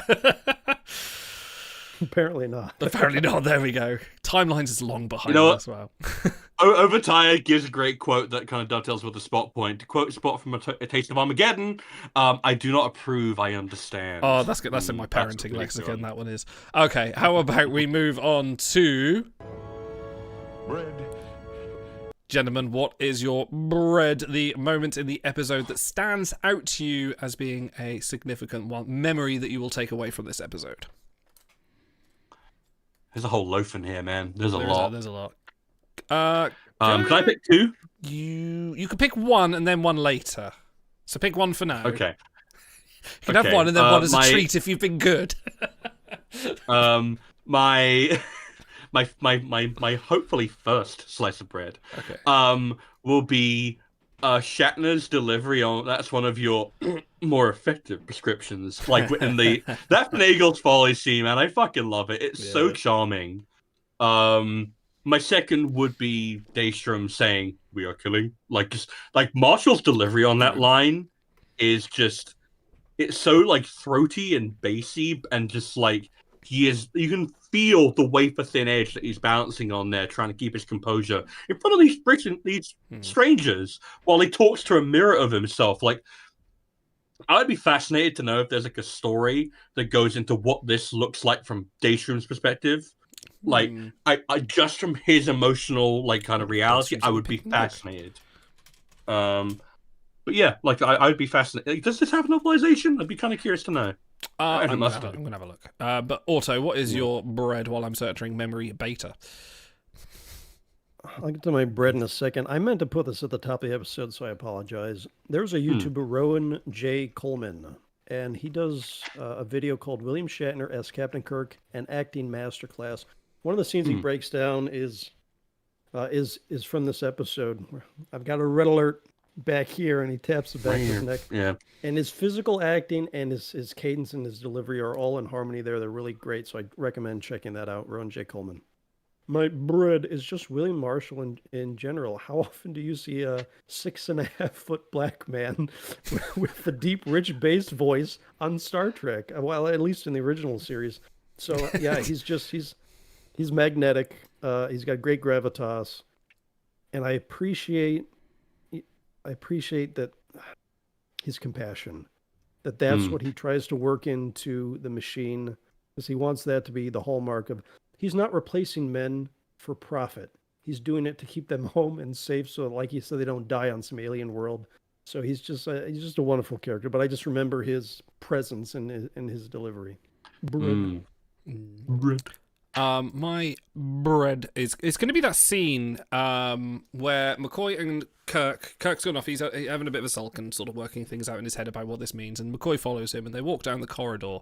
And it's a really interesting choice of shot, because usually when you do the walk and talk, cameras at the front, they're walking towards you, they're talking while they do it. In this shot, they're walking. They're walking away, and they're stopping and turning back, but they're not doing a deliberate turn back to the camera. It's a very much turning to the side and talking to each other, and then carry on the turn talk. The other thing that made this scene interesting to me, there's two things that made it interesting. One was the type of the conversation, which was McCoy talking Kirk through, the implications of, what's wrong with the Daystrom, what's wrong with the M5, what gives you this itch at the back of your head, but also. It's a very good illustration of how empty the ship is, because they've ordered everyone off the ship and they're walking through empty corridors. No one is there. I didn't catch that. That's a really good observation. Yeah, and it's really interesting. It's a good, effective way of shooting a scene to basically enforce because they just said, all right, we just want 20 people on the ship. And you can say that and don't do anything about it, because you're pretty much shooting everything on the bridge. But if you just say to yourself, well, let's just have a scene walking through the ship, and maybe we'll tie it in, rather than just doing the obvious, showing empty corridors for 5 seconds and various sort of like wind noises and maybe a tumbleweed. Just do it that way, and then you can enforce a bit of dialogue on it as well. So I really, could you imagine? Not the space tumbleweed. That's a poll. A bit of space tumbleweed. I've done my research. That feels like a lower decks joke. Yes, I've done my research. There isn't really any books on Richard Daystrom. No one's really expanded on him, apart from the fact there is a mirror Richard Daystrom in one of the Mirror novels. Wow. So, makes sense. Yeah. Is it a short, fat, white guy with a high voice? Yes. No, wait. It's Steve Jobs. Okay. The M stands for murder rather than multitronic. Yes. I actually did stand for that in this episode. Before we go on, I know your finger's hovering over it. Let me read a few of the quotes that we didn't get to. And if that sparks your memory on some scenes, we can touch on them. Early on, Kirk says there are certain things men must do to remain men, which I feel like should be on the plaque somewhere. Like that's a mission statement, plaque quote, yeah. of TOS. There's a quote from Hitchhiker's Guide to the Galaxy with where men are men and women are women and small furry creatures from Alpha Centauri 3 are small furry creatures from Alpha Centauri 3. Just reminds me of that. I do like the essentialist reminder every now and then. When they're doing the away team recommendations, Daystrom asks, why were the captain and CMO not included in the recommendation? And Scotty says, non-essential personnel. Yeah. And that is one of the 3 times in the episode where Kirk acts like he's hit by a torpedo when they tell him he's about to be redundant. Shortly after that, after the first War Games exercise goes well, Commodore Wesley says, our compliments to the M5 unit and regards to Captain Dunsel. And Kirk dies in that moment. He stands up straight. He turns to the turbo lift, walks through, doesn't turn around. The door's closed. He's you could very easily do like a GTA wasted edit of that scene. Like he is just dead inside. And it comes after the Spock trying to reassure him that everything's okay. Like Spock puts all that work into bigging him back up, and then Wesley just in his face, like slaps him in the face, and you have to hope, that Wesley's a nice enough guy that he didn't mean for it to be that, but it was. Well, it was sympathetic, I think, because he does know Jim Kirk. A couple quotes from Kirk's quarters. Genius is an understatement. At the age of 24, he made the Duotronic breakthrough that won him the Nobel and Z Magni prizes. In his early 20s, Jim. That's over a quarter of a century ago. Kirk asks, isn't that enough for one lifetime? God, I love that line. Just the pressure, as someone who achieved early and has not achieved late, the pressure is like, oh God, it's just immense on people that achieve early, like Wesley Crusher. Genius doesn't work on an assembly line basis. Did Einstein, Kazanga, or Sitara Vulcan produce new and revolutionary theories on a regular schedule? You can't simply say, today I will be brilliant. Great, another great line. As someone who writes creatively, I can absolutely empathize with that line. I feel that you can't just force it. Yeah, I've got an EP, musical EP I've been sitting on for ages, and I'm still waiting to write bits of it, but yeah. And my last pick, right at the end of the episode, when they're talking about why Commodore Wesley didn't blow him out of the sky, Kirk says, I gambled on his humanity. His logical selection was compassion, and McCoy says, compassion, that's the one thing no machine ever had. Maybe it's the one thing that keeps the men ahead of them. So that's kind of a great bow on the episode. Yeah, suck it, Data.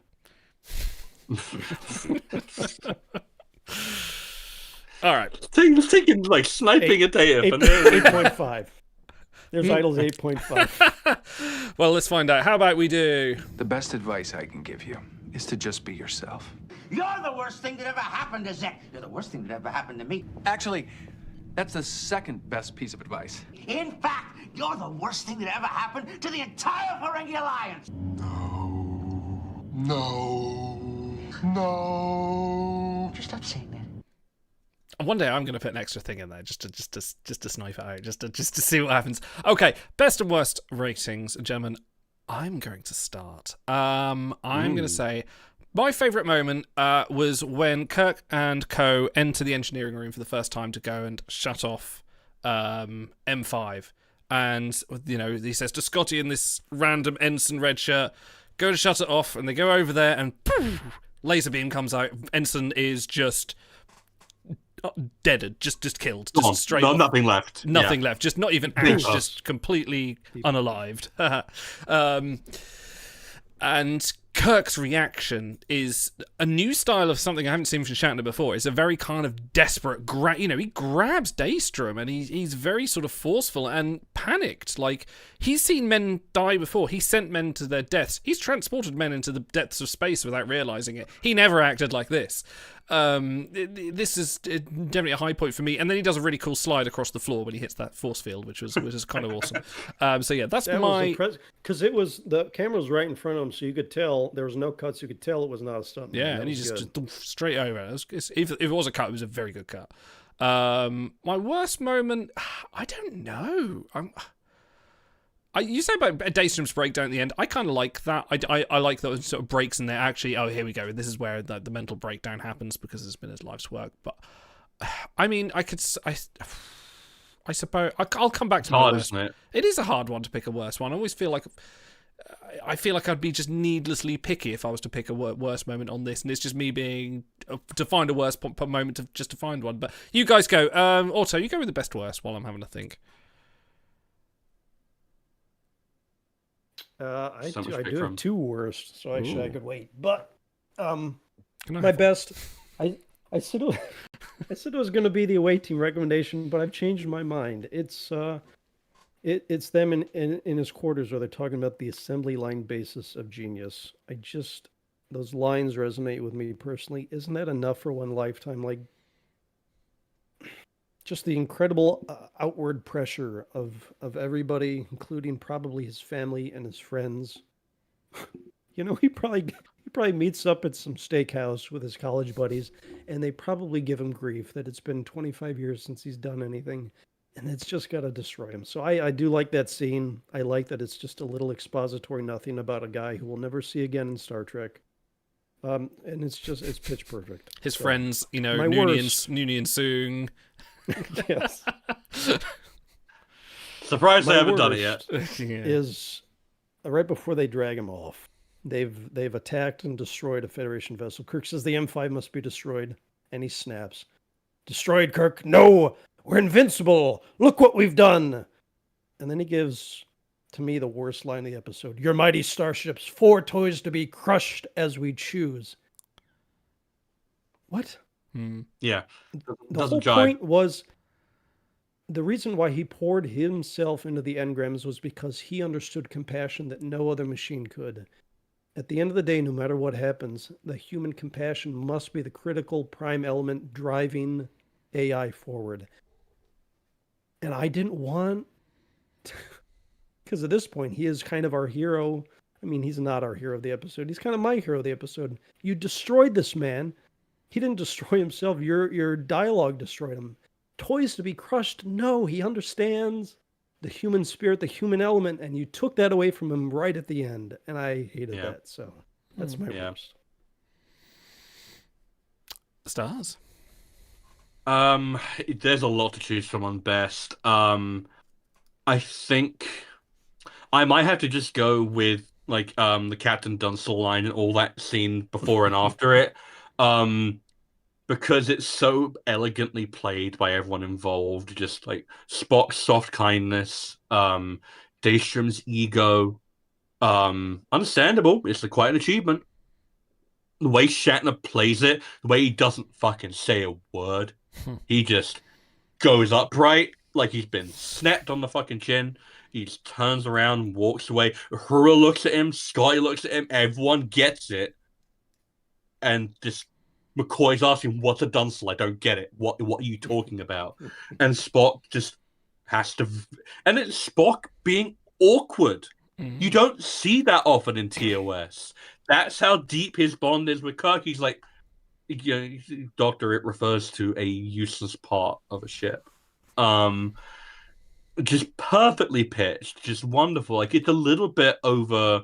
Like, by modern standards, it's overplayed, but it suits the sheer depth of emotion that scene calls for. If I had to go for my worst, I also have to go for a way in which I think the episode fails Daystrom. It was like the little musical cues when he's like starting to break down, like they play it like he's the executioner in what is it, that episode, like the Lunatic Asylum episode. I forget what it's called. Oh, yeah. Like they play it like he's like some kind of psychotic, and it's like it's genuinely not that. I have so much sympathy for Daystrom in that moment, and the music is just not in tune with it. It plays it like he's about to start like grabbing a wrench and killing people, and it's like you say, that is just not in Daystrom's character. It fails him in that moment, and it also dovetails on the fact that he just disappears after he has the breakdown. He doesn't get like a redemptive moment. I would desperately have wished to have given him a redemptive moment where it's like, no, he will come back from this. And you kind of get that from the expanded universe because you do get the Daystrom Institute, which you wouldn't name it after a guy who was only associated with a massacre, you would hope, in Starfleet anyway. And so you kind of hope that he came back from this and that he was remembered with fondness and kindness. And they did have an Elon Musk high school, so... That was written before we knew what a complete cockwomble he was, so, you know. That was 2017, I give them a pass on that, they didn't know. Guess what, he was in Iron Man too. Like, we're going to also, like, you know... I like Iron Man too. Anyway. There's a lot of that going around. Yeah, it's a good movie. Okay. But yeah, I feel like the episode does fail Daystrom in fairly critical moments, but I have to applaud them for otherwise nailing the character. I think I found my worst moment. The only reason those failings bother us stars is because they made him so good before that. Exactly, yeah. In the remaster, they didn't replace Commodore Wesley with Anson Mount because they had the exact same hair. I think that's God, actually, if you want to do a fan edit, I would pay.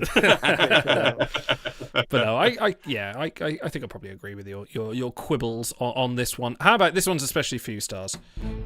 Well, if that's the best they could do, this should last about 5 minutes. 5 minutes. We will retrace our steps and figure out what's going on. You've got 5 minutes. Do it. Do it. If only we could hear those triggers. Then can you not hear them? Oh, sorry. No, we can't hear them. That's like the full trigger we've not been able to hear. It doesn't matter. You gotta tell me these things. It's more fun. I have so many buttons. Drag on you for it. I have so many audio routine things. Anyway, you've got 5 minutes. Do it. What's your last 5 minutes? Do it. Instead of having Daystrom be like you're sedated at the end there, I feel like that was such a weird thing. He was not being violent. He was a little bit like I guess the word would be histrionic or overwhelmed.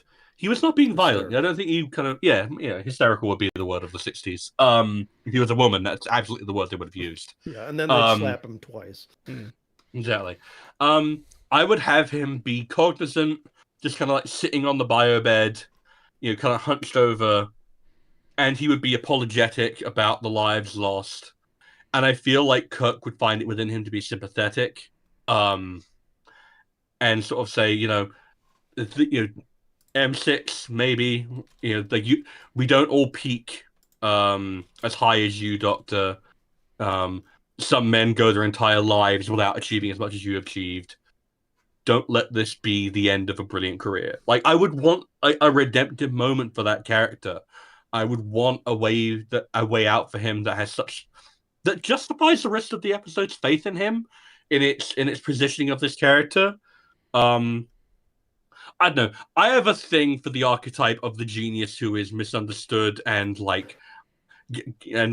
disliked by his peers and unappreciated. So Daystrom kind of hits a lot of those favorite trope angles for me. But I would love that for him. I feel like that'd be way more in tune with what the episode wants you to think about Daystrom.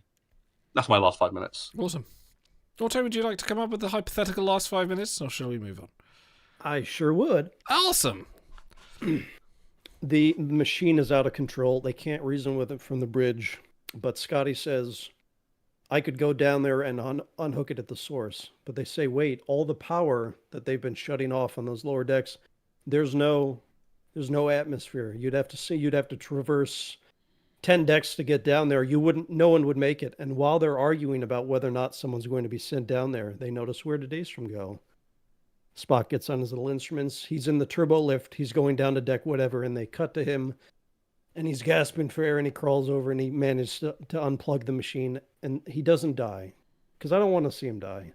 He could sacrifice himself, and it'd be a great noble sacrifice. He passes out, power is restored, and when he wakes up in sickbay, Kirk realizes, the machine may have made a mistake, but the man corrected it, and they can bond over that. He can get his redemption. And he still has to deal with the fact that on his conscience people died, but that way he's the one that corrects the mistake rather than him being the mistake. I love that. So do you have 5 minutes? I have 5 minutes. It's ridiculous. You know me. Daystrom, very similar. 8.5. Very similar. Daystrom goes down to deal with the M5 computer, but in Vija style, he becomes one with the machine and becomes Daystraw and destroys everyone and leaves. Okay. Better than I was expecting from you. I am Daystraw. Feed me starships. Okay, all right. Let's have those rating goes, gentlemen. So if we're talking about funny moments that should have happened, I really do feel like if this was a goofier episode or even just a fan edit, when that ensign gets it, when they get vaporized, there should have been a pair of shoes left behind. Smoke coming up. Yeah, exactly. What kind of drill is it, sir? It's a Black & Decker drill. It's a Makita. Not in this sector. Okay. I can show you my rating code. Schiller rating 3.5. Associational rating norm -3. That's much too low a rating. I'm just not accustomed to seeing an unsatisfactory rating on a member of my crew. Are we going to see an unsatisfactory rating amongst a member of this prestigious episode counts? Stars, this is your pick. What are you shilling us today? You know what? One of these days we're going to get to the episode where the Schiller rating comes from, and I'm going to make the Schiller rating Schiller rating. Yeah. How many Schiller ratings out of 10? Is that a real thing, a Schiller rating? Is that named after someone? Is that like the David Schiller rating? I think it's David from Schwimmer. Shore Leave, which we've already reviewed. So, I must check there then. Damn it. Yeah. Okay. Well, in which case I have to. Wait, I have to up my game here. You say Shore Leave? What did we give?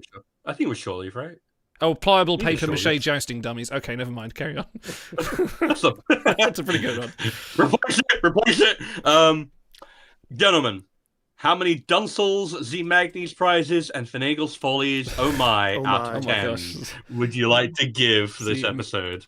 Hang on. Dunsels, Z-Magne prizes, and what was the other one? Finagle's Finagle's Follies, oh my. Finagle's Follies, oh my. I'm gonna butt in here and do something just awful. My second memory alpha pull of the episode. The evocative music by George Dunning, composed for Metamorphosis, was reused when Kirk romanticizes about sailing on a tall ship. So I called it out when we were watching. I said, I remember it. Yeah, it's beautiful. It is beautiful. Metamorphosis was my draft pick. I'd like to collude with you, stars, since we're benefiting here from each other's episodes. I will rate hang this on a minute. I will rate this 0.1 higher if you rate Metamorphosis 0.1 higher. No, 0.1 Do we have nothing. a deal? That's fine. I will agree with that. You hold me to that because I may not remember this deal, but whatever I rate it, I will happily bump it up a notch. I'll happily do that. Otto did say, because it's my birthday on Friday, Otto did say he would bump up the motion picture up to a 10 for the day. And then lower it again. For the day. I'm not giving him more than 24 hours. Dude, I'm gonna get my phone's gonna blow up with notifications at midnight. He's gonna be like, all right, it's 12. I want you to change. Where's my present? Maze 4 says the episode probably gave thought to the people who made the Ralph Khan. Absolutely, because I think it was Nicholas Meyer. He absolutely watched every episode of TOS, and I bet it was this and Space Seed that were primary in his thinking. Yeah, that's a good point, actually. Absolutely, it's a good mix of the two, really. Yeah, you could kind of mash them together and make the Wrath of Khan. You got a stew. Yeah. All right, Stars. What is your Schiller rating? How many Z Magni prizes out of for Nate? Well, yeah, the rest go on. I want to give this a 10. I want to give this a 10. I think it is absolutely incredible, and it's my draft pick. What was my pre-rating? Was it 9 I points? think you said 9 points. We both gave it a 9.6. Yeah, I think we all said that. Oh no, I did 9.5. I think this is just shy of perfection. I think it is better than my pre-rating. Gentlemen, I'm gonna have to give this 9.9 Dunsel's Z Magni's prizes and Finagle's Follies, oh my, out of 10.